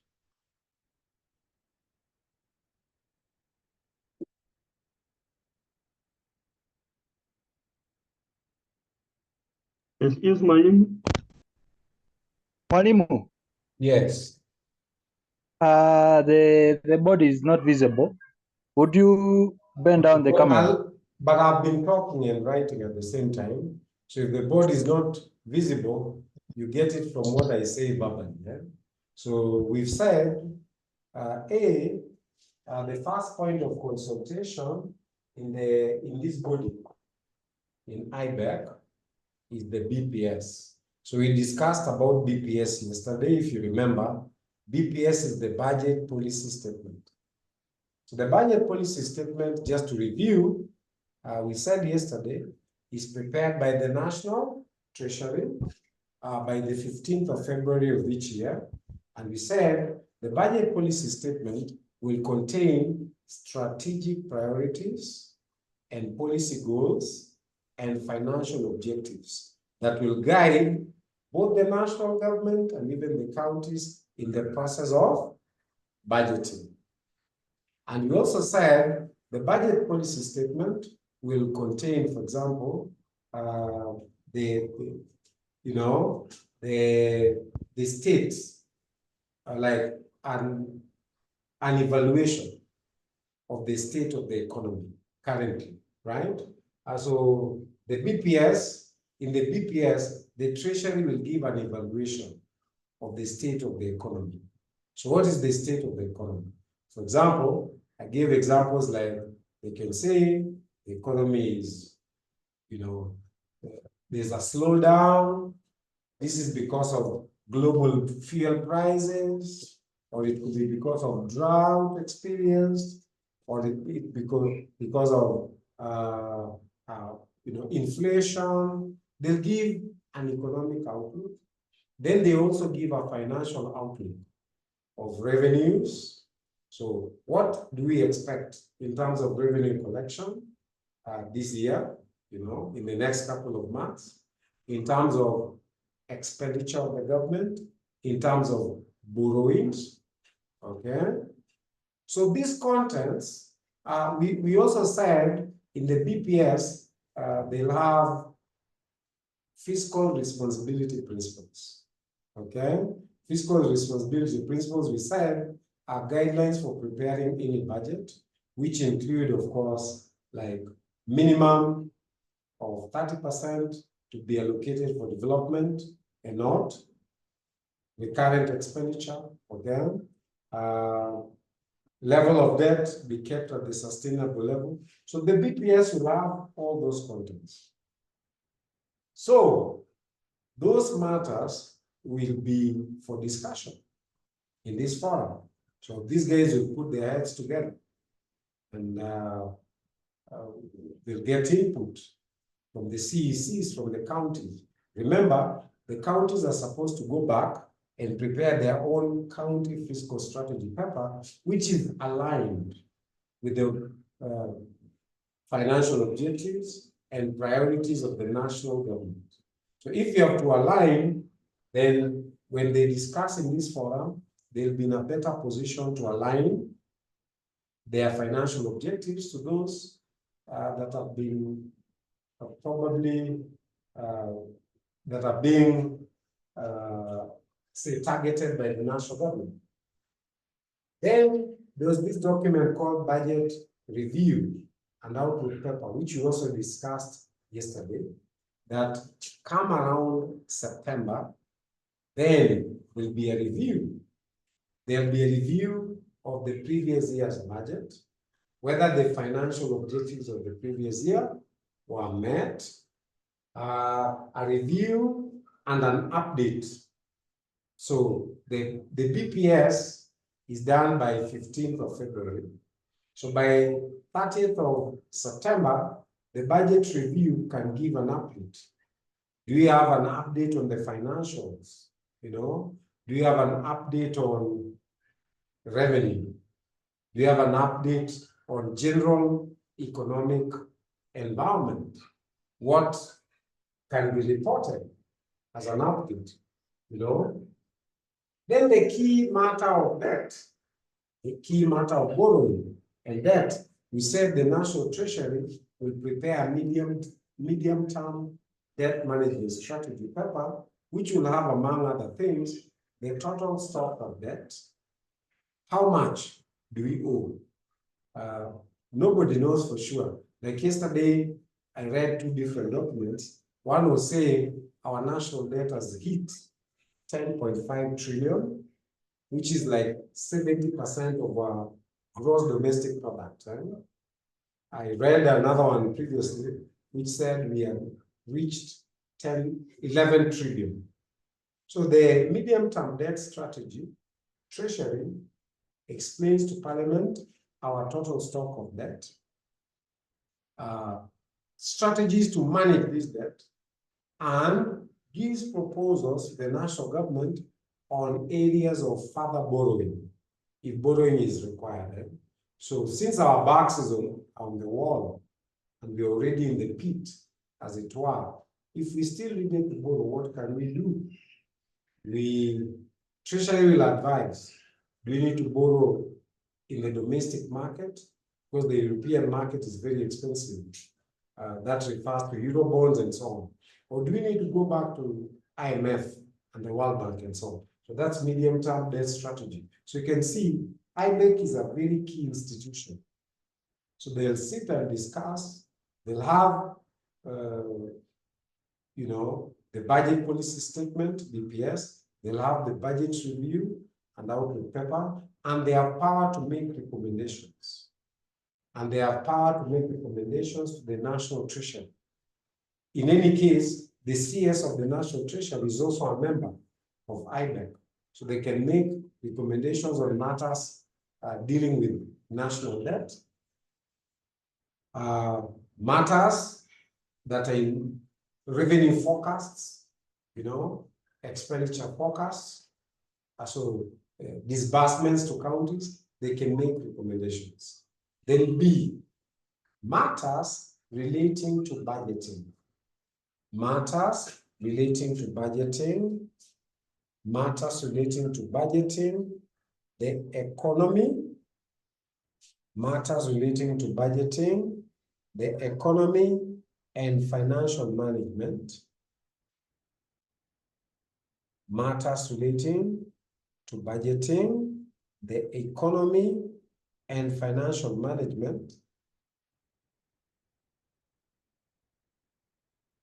and integrated development, and integrated development, and integrated development, and integrated development at the national and county governments, and integrated developments at the national and county governments. So again, you can see this forum will also discuss okay, I'll read B again. Matters relating to budgeting, the economy and financial management, matters relating to budgeting, the economy and financial management, and integrated development, and integrated development, and integrated development at the national and the county level. So I think point B would be more relevant for the counties. So the CS for the National Treasury and other members of IBEC may wish to help probably the county. The forum may wish to give ideas that would be useful in budgeting at the county. Remember, it's the counties that they may not have as much capacity in some of these areas as the national government. The national government has a lot of experts. Treasury is a very big place with very many professionals.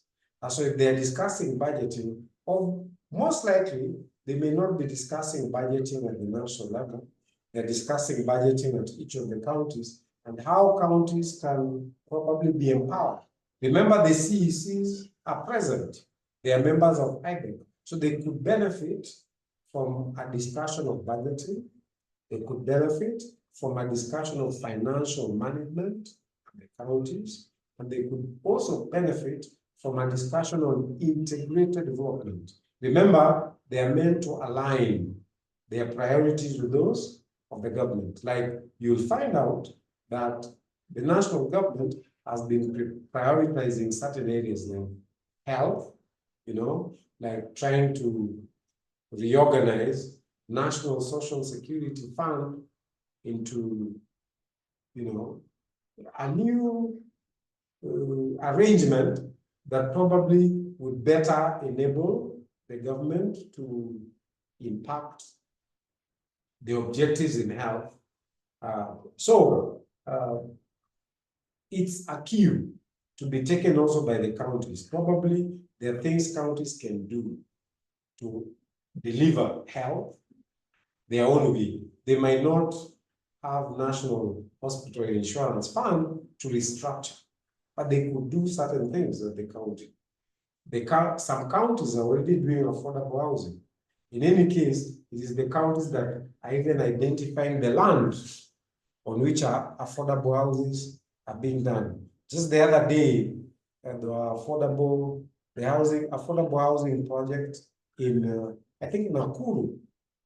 The houses that were ready for occupation, and so on. So, B, in this forum, we have all county executive committee members for finance. So if you discuss matters budgeting, they will benefit.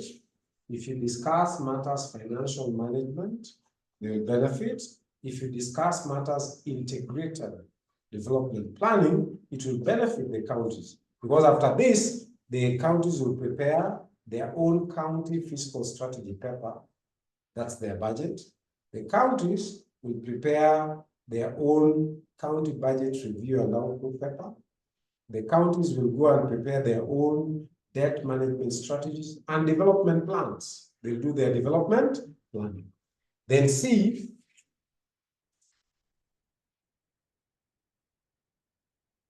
matters relating to borrowing. Matters relating to borrowing. Matters relating to borrowing. Matters relating to borrowing and the framework. Matters relating to borrowing and the framework. Matters relating to borrowing and the framework for national government guarantees. Matters relating to borrowing and the framework for national government guarantees. And the framework for national government guarantees. Criteria for guarantees. Criteria for guarantees. Criteria for guarantees and eligibility for guarantees. Criteria for guarantees and eligibility for guarantees. Again, C would be for the benefit of the counties. So we're being told first, matters relating to borrowing. I needed to tell you this because I'm sure I've seen Vincent has disappeared, so probably I need to tell you. Oh, he's back. Vincent is back. Probably I needed to tell you, we've been graciously allowed to extend the class by a few minutes. That's why you see I'm not in a hurry. It's like we don't have an immediate class coming, and the administration has extended some grace to us. We've been told, well, probably you can take advantage and extend a bit. That's why I've not been in a hurry to end the class. The class was supposed to end at 4. I would be told, okay, you can probably utilize some, extra couple of minutes or an hour or so, and so on. So probably we can push this up to around 5, and then we stop there. We've been allowed just for today. We've been told we could extend. That's why I didn't stop the class at 4. So even point C is for the benefit of the counties because point C, the forum will discuss borrowing. Counties will need borrowing, and in case I've not mentioned it in this class, borrowing by counties is conditional. The condition is the National Treasury must guarantee every loan the counties pick. And again, taking you back to our lesson yesterday, we talked about finance management at the national government level, where we talk about responsibilities of the National Treasury. One of the responsibilities was establish procedures for granting guarantees, qualifying for guarantees, those procedures. So the counties will get an opportunity in this forum for clarification from the CS of the National Treasury, because he also sits on this forum, to explain to them how Treasury has come up with a criteria. For example, for a county, like let's say Meru County wishes to borrow some loan and they want some guarantee from National Treasury, there are conditions, there are boxes that must tick, there are conditions they must meet before Treasury gives those guarantees. That's why in this C, they discuss borrowing, they discuss national government guarantees, who qualifies for those guarantees, so that counties know clearly when they can apply for the guarantees and when they are unlikely to qualify. Remember, without the guarantees, you don't get. So what is the criteria for the guarantee? And who is eligible? What is the eligibility? So part C for borrowing is directly relating to counties. So if you want to national government guarantee to the National Treasury, when you're borrowing, you must, for example, you must meet certain criteria. There's criteria, and then there's eligibility for guarantees. D, agree on the schedule. Agree on the schedule for the disbursement. Agree on the schedule for the disbursement. Agree on the schedule for the disbursement of available cash. Agree on the schedule for the disbursement of available cash from the consolidated fund. Agree on the schedule for the disbursement of available cash from the consolidated fund, on the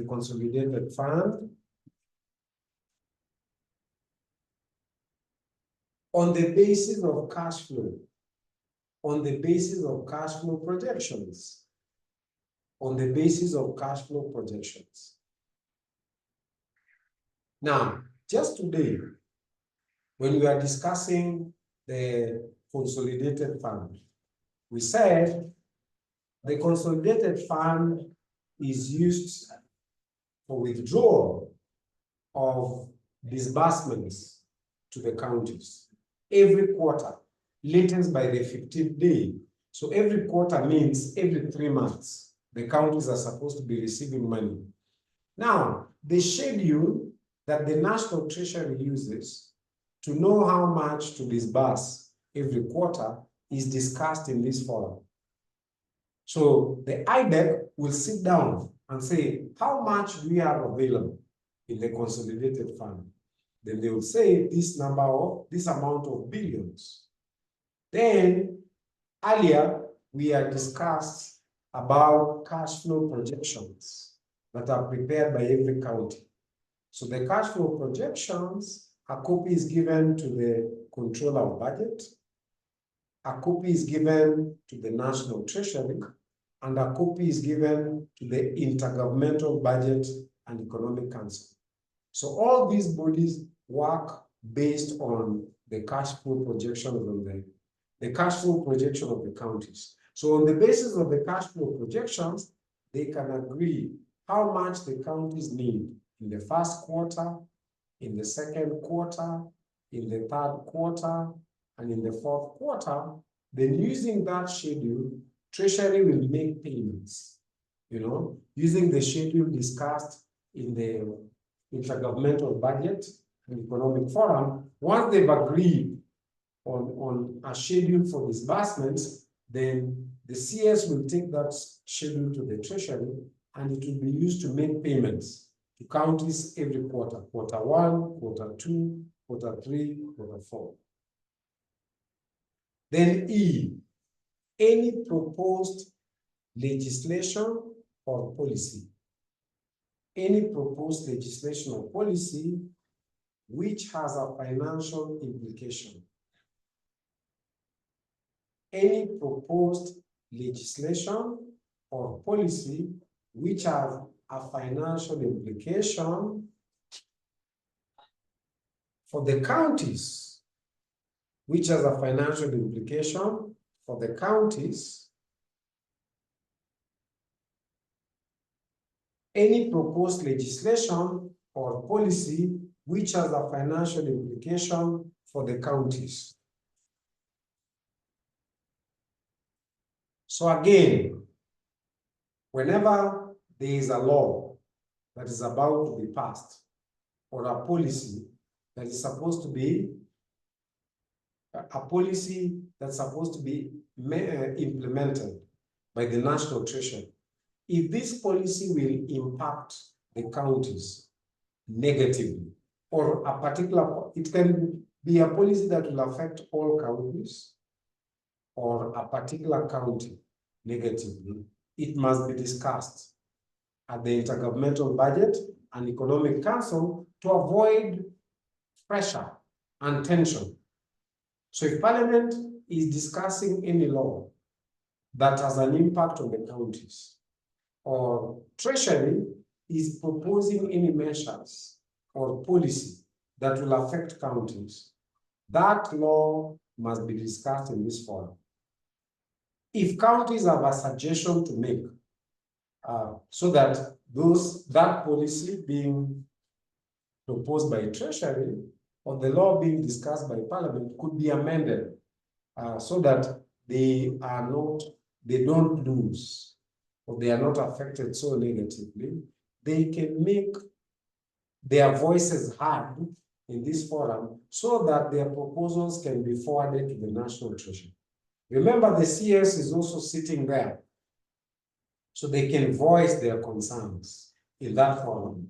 The CECs can voice their concern if there are any measures being discussed by Parliament regarding a law, legislation, or policy issues that are likely to affect the counties.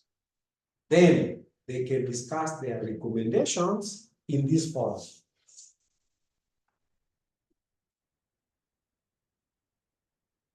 Then F, any proposed regulations to the PFM Act. Any proposed regulations to the PFM Act. Any proposed regulations to the PFM Act. Any proposed regulations to the PFM Act. Any proposed regulations to the PFM Act. And G, recommendations on equitable distribution of revenue. Recommendations on equitable distribution of revenue. Recommendations on equitable distribution of revenue between the national and county governments. Recommendations on equitable distribution of revenue between the national and county governments. Between the national and county governments. Between the national and county governments, and among the county governments, and among the county governments, and among the county governments. So many times, counties disagree either with the share of revenue between the national and county government. They say, well, the share of revenue is little compared to the devolved,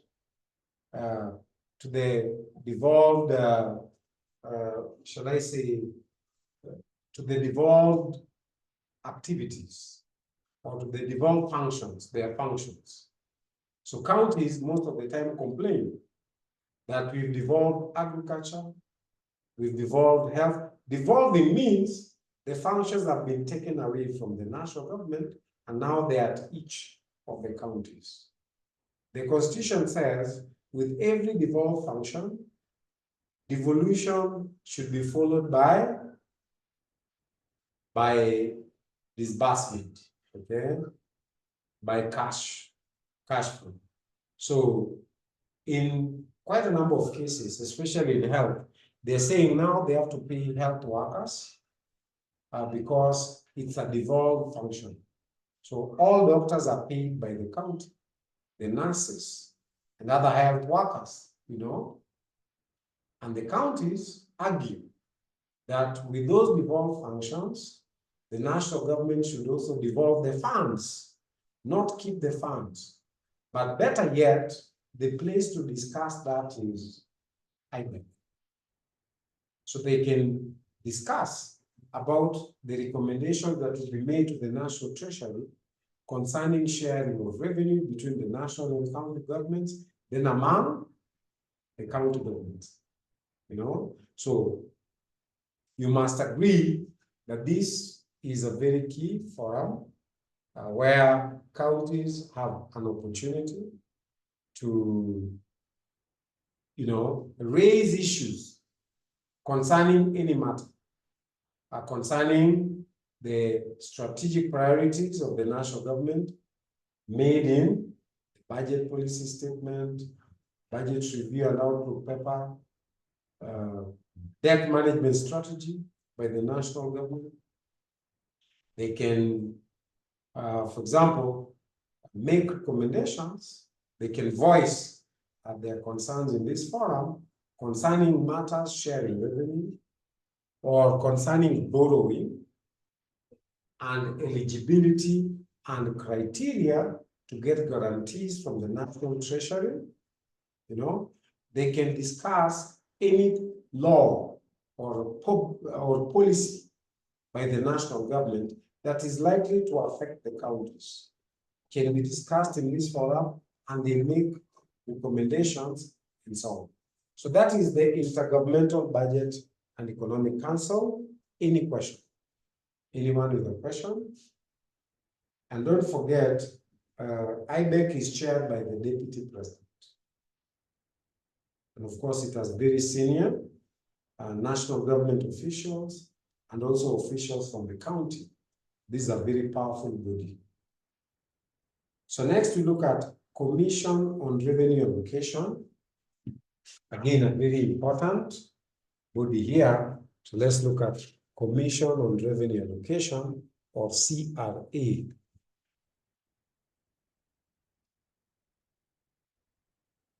Commission on Revenue Allocation.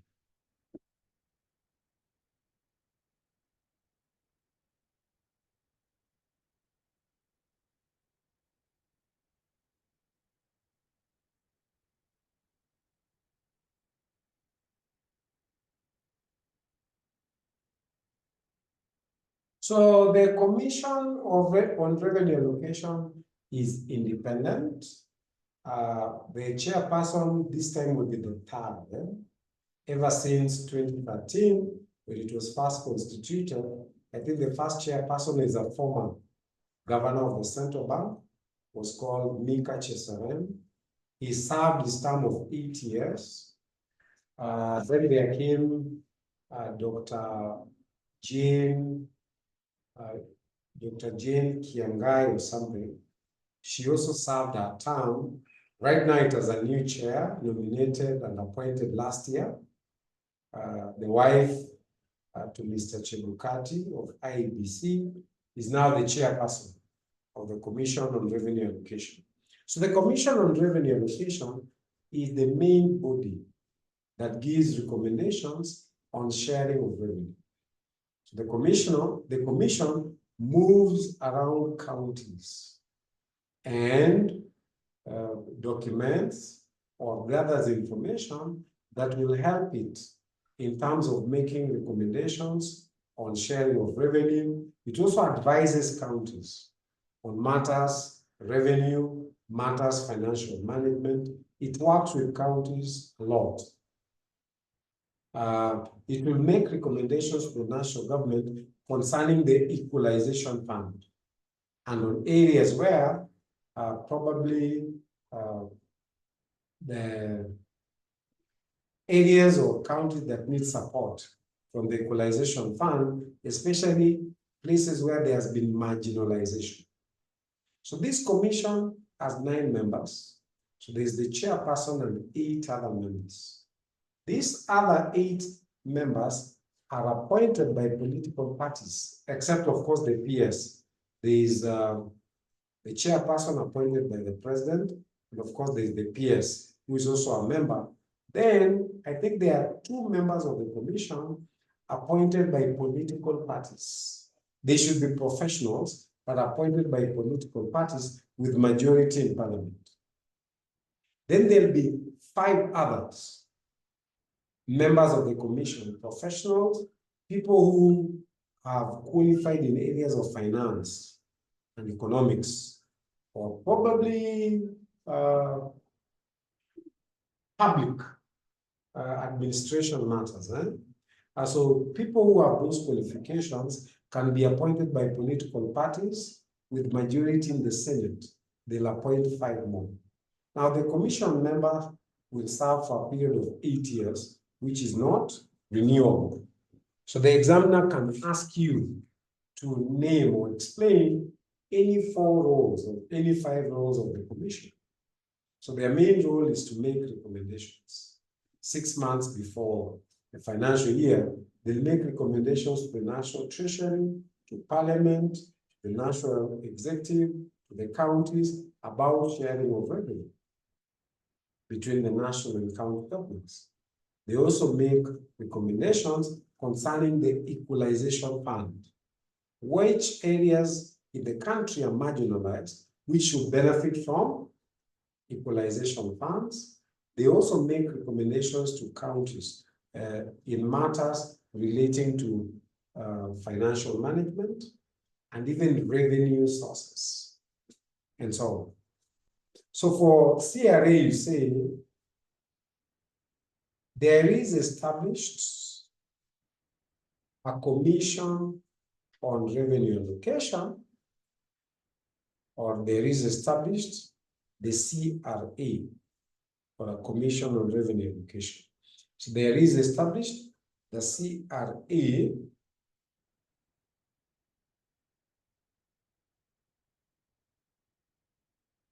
which shall consist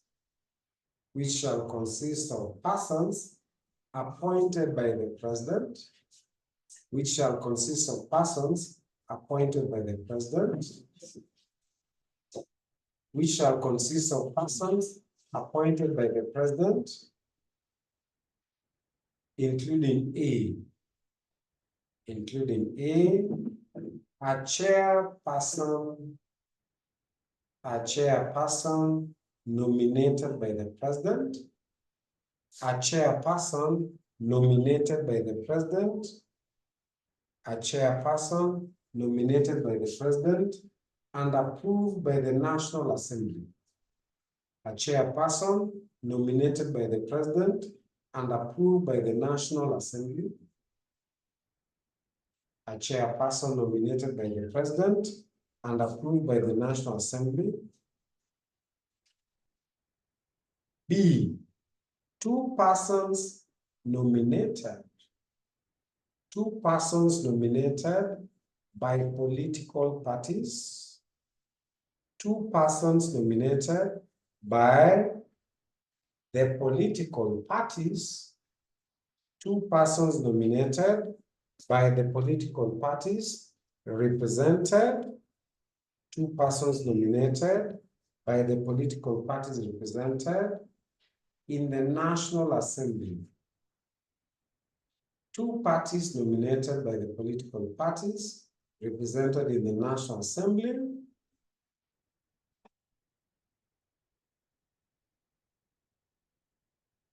according to their proportion of members.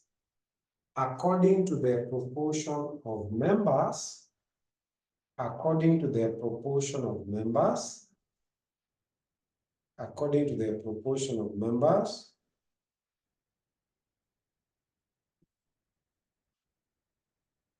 and C, 5 persons nominated, 5 persons nominated by the political parties. 5 persons nominated by the political parties. 5 persons nominated by the political parties represented in the Senate. By the political parties represented in the Senate. By the political parties represented in the Senate, according to their proportion of members. According to their proportion of members. According to their proportion of members. According to their proportion of members. And finally, D, the principal secretary or PS, the principal secretary of the National Treasury. The principal secretary of the National Treasury. So that makes 9 people. The chairperson is 1. Then you have 2 members represented by political parties who have more strength in the National Assembly. Then 5 other members appointed by political parties who have more strength proportionately, who have greater representation proportionately at the Senate. And 5 plus 2 is 7, plus chairperson is 8, then plus the principal secretary, PS, the National Treasury. The current PS is called Dr. Chris Kipto. So he's also a member of Commission on Revenue Allocation. So what is their role? We'll look at their role, then we stop there. Because after that, in the next class, I think we'll start a new topic. The new topic will be, we'll start supply chain management under public procurement and asset disposal act. We shall be looking at how the government procures computers and other things. So just look at these roles and we stop.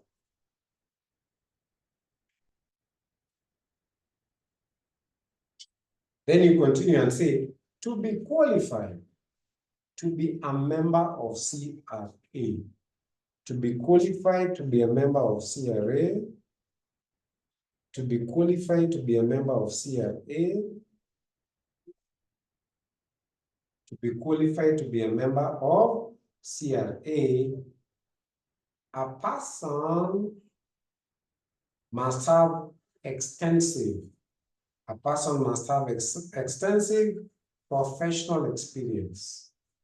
A person must have extensive professional experience.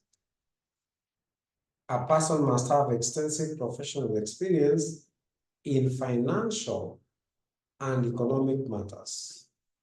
To be qualified to be a member of CRA, a person must have extensive professional experience in financial and economic matters.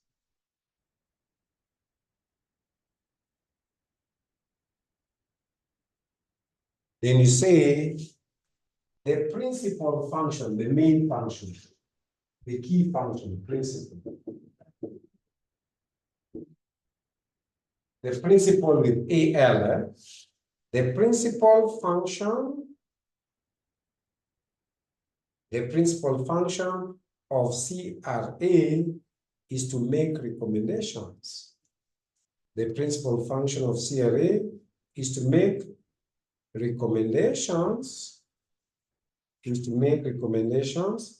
concerning the basis. Is to make recommendations concerning the basis. Is to make recommendations concerning the basis for the equitable sharing of revenue. Concerning the basis of for the equitable sharing of revenue. Concerning the basis of the equitable sharing of revenue. A, between the national and county governments.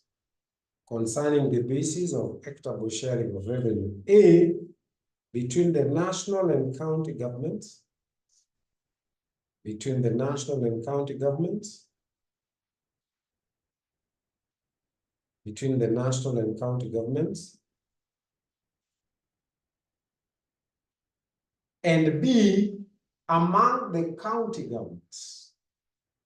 Among the county governments. Among the county governments.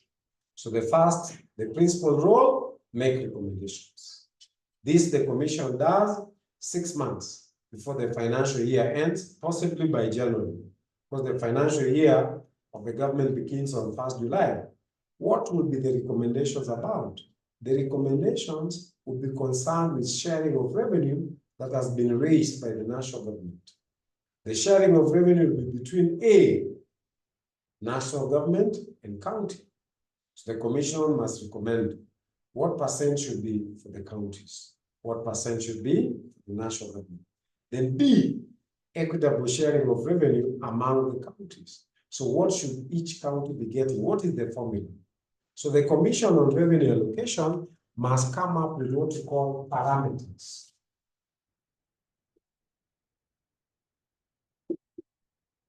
Parameters or criteria. For example, a parameter could be population. So if you know the population for each county, it means the county with the highest population would get more for that parameter of population. And population cannot be used to share all revenue. Eh? Probably, population will be used to share 20% of the total revenue to county. So commission can say, parameter number 1, use population to share 20%. So if what has been shared to the counties, the total share is 360 billion, just like an example. You take 20% of those billions and you'll apportion to the 47 counties based on the population. Let's take an example, Nairobi. Nairobi's population is currently around 5 million people. I think it's the highest. So take 5 million out of the total population of the country would be around 48 million times the amount. So you'll get what Nairobi gets based on population. Then you pick another criteria. Another criterion could be poverty. Poverty. And for that criteria, could be they'll share 15% out of the total revenue. Now, out of the 15% of the total revenue, the poorest county will get the largest share. And the poorest county is not Nairobi. The poorest county could be Kilifi. So how do they judge poverty? Again, the commission must give guidance that will look at poverty based on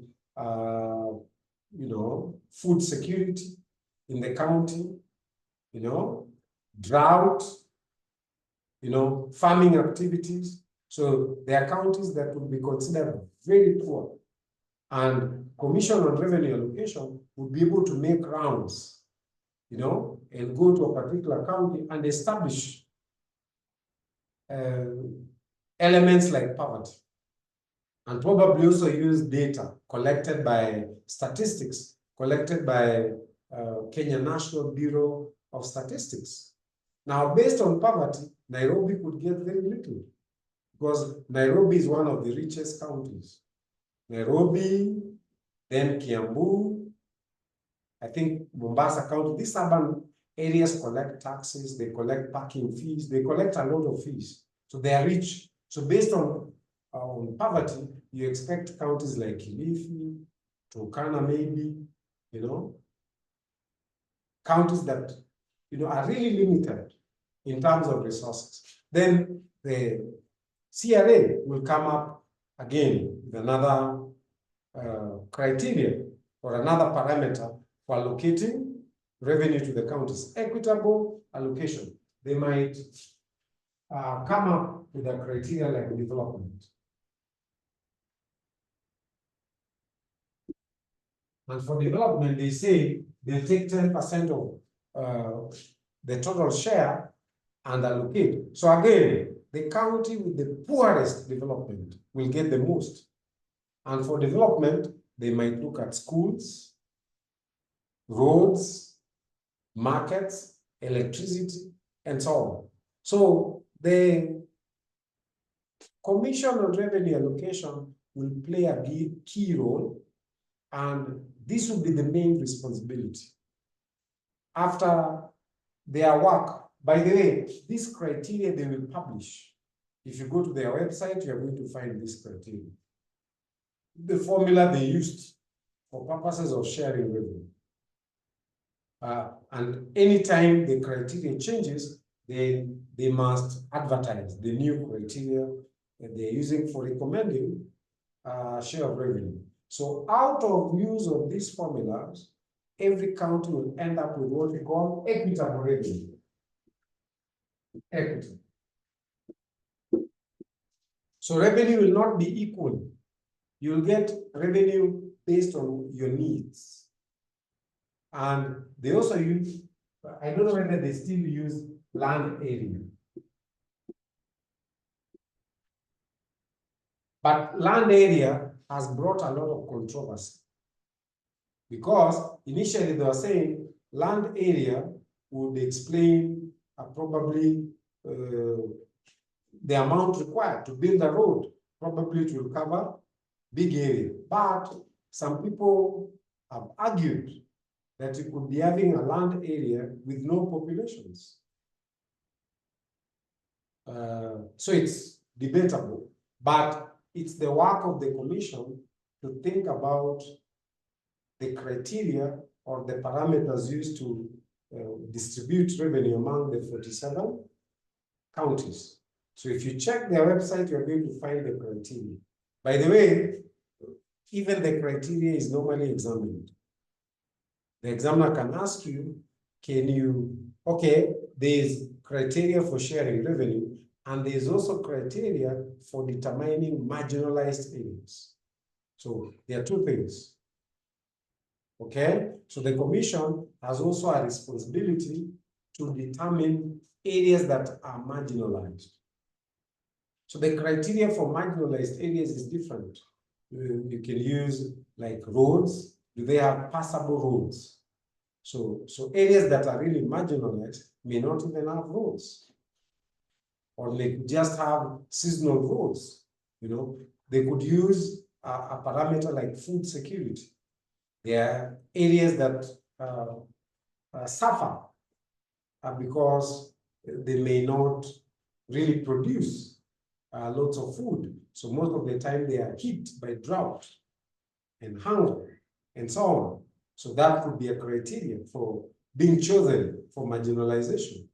You know, another criteria for marginalization could be, say, schools. You know, schools, hospitals, and so on. So there's a criteria the commissioner will use to identify marginalized areas. There's a criteria they will use for share of revenue. So the principal role is to make recommendations for share of revenue, plus giving the criteria or parameters that will be used to share revenue among counties. Then we continue and say, the commission shall also make recommendations. The commission shall also make recommendations. The commission shall also make recommendations on other matters. The commission shall also make recommendations on other matters. The commission shall also make recommendations on other matters concerning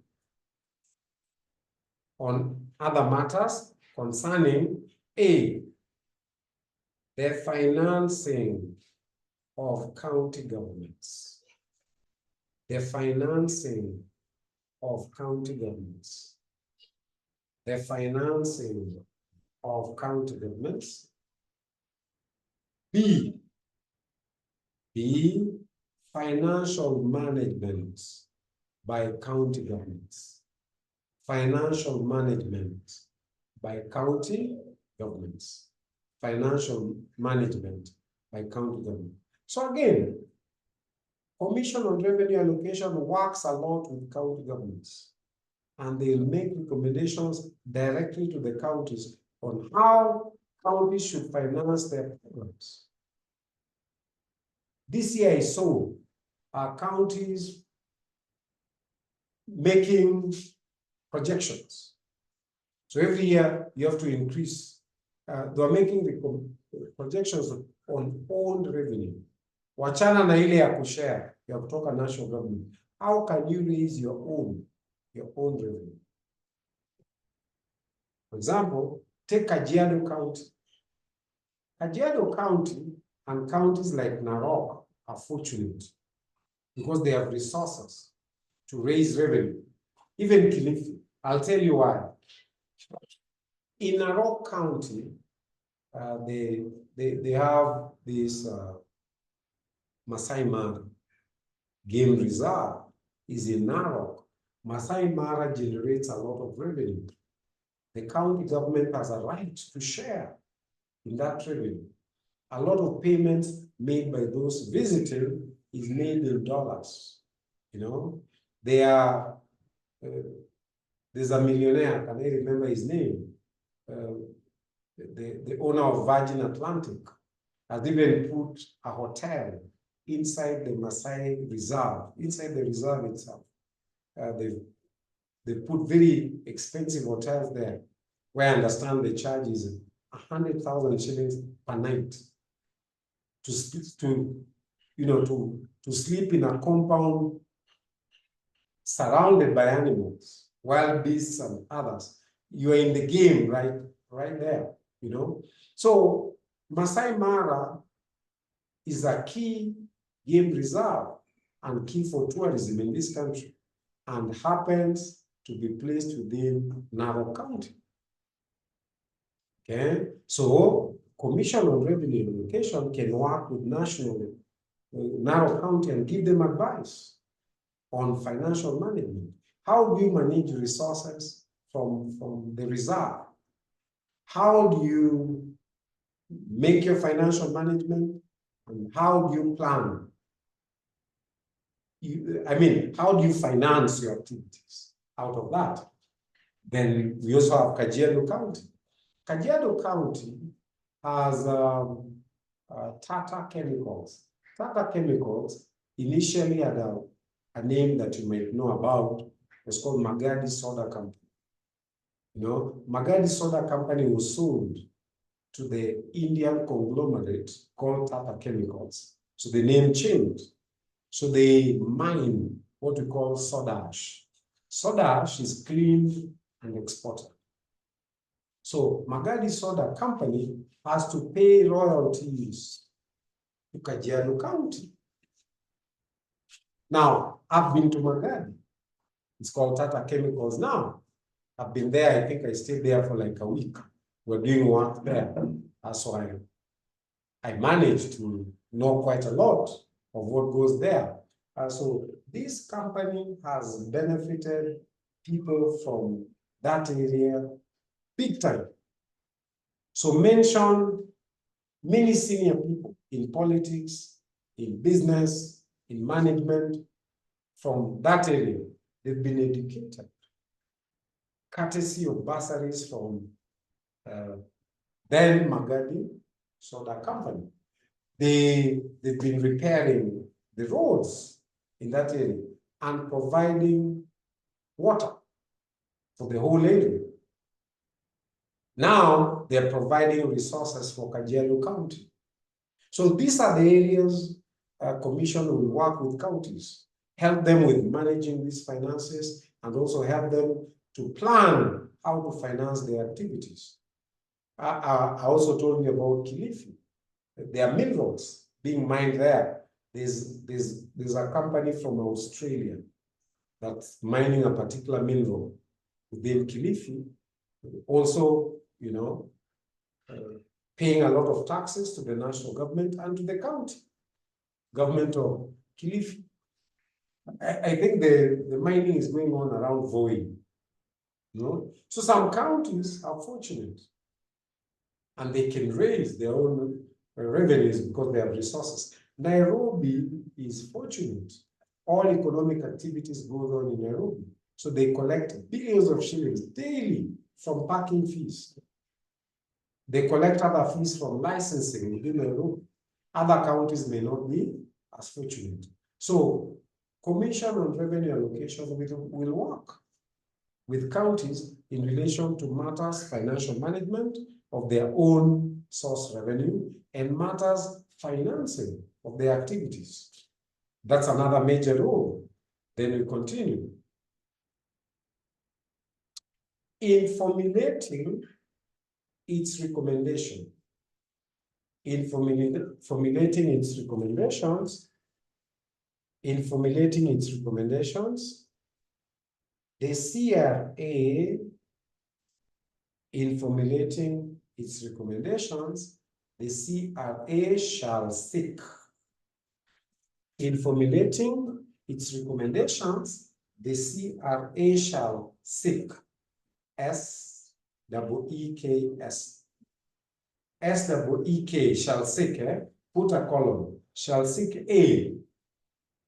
In formulating its recommendations, the CRA, Commission on Revenue Allocation, shall seek A, to promote and give effect. To promote and give effect to the provisions of the Constitution. To promote and give effect to the provisions of the Constitution. To promote and give effect to the provisions of the Constitution relating to equitable sharing of revenue. The Commission shall seek to give effect to the to the provisions of the Constitution relating to equitable sharing of revenue.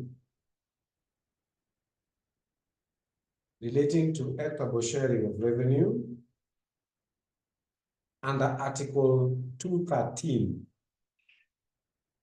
Under Article 213, 213.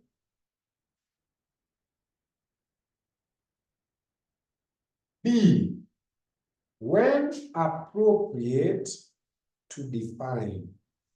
When appropriate to define and enhance. When appropriate to define and enhance.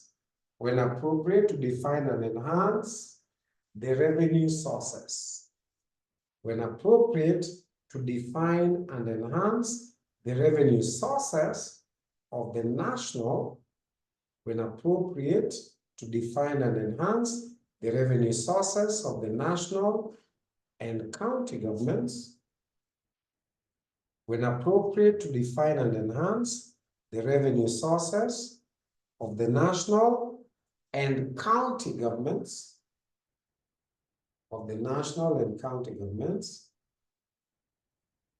and C, to encourage fiscal responsibility. To encourage fiscal responsibility. to encourage fiscal responsibility.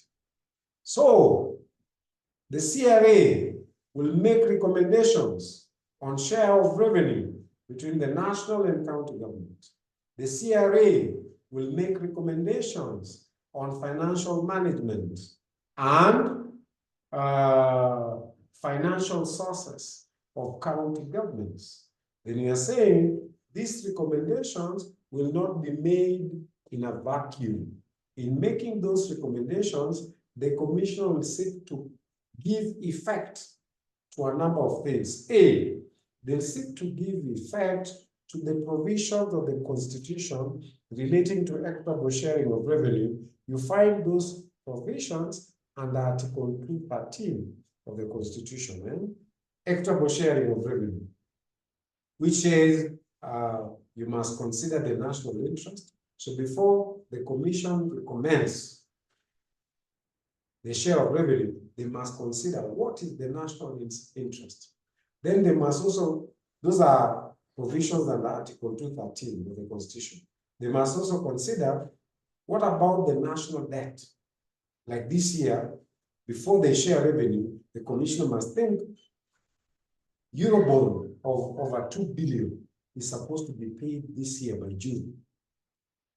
You must also think about the responsibilities of the counties and the fact, okay, all devolved functions of the counties and the need to facilitate counties to achieve their objectives. So the CRA must think of that criteria, and B, when appropriate, they may also need to define the revenue sources of the counties mainly, the revenue sources of the national and county government, but it's mainly the county government. Define their revenue sources. What resources do they have? So what are the sources of revenue? Define the revenue sources.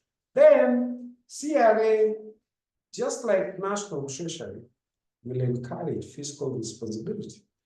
So fiscal responsibility is very, very important in public finance management. So fiscal responsibility means prudence in management of fiscal risks, budgeting risks, prudence in management of budgetary resources, fiscal responsibility. So counties, the national government must be encouraged to exercise prudence or responsibility in fiscal management. Finally, the Commission shall determine this criteria we talked about, criteria for sharing revenue, whether it's population, poverty, development,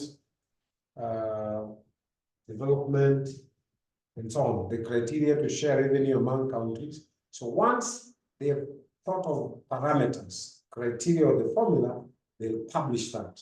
So the Commission shall determine, publish, then regularly review the policy in which it sets out the criteria or parameters to identify marginalized areas. So what would be the basis to identify marginalized areas? And also the criteria for sharing revenue. They must regularly publish and regularly review. So that's Commission on Revenue Allocation and the end of our discussion on the process of sharing revenue. In our next class, we will begin on topic number 4, and topic number 4 is procurement. Let me just write this topic. So we'll be looking at topic number 4, but in the next class, we'll call it supply chain management in the public sector, but it's really about procurement. Right? So supply chain management in the public sector, topic number 4, but it will be about public procurement and asset disposal. So I'll be introducing a new act, a new law called Public Procurement and Disposal Act of 2015. So until then, Thank you for coming, people. Please enjoy the rest of the evening. Asanteni sana.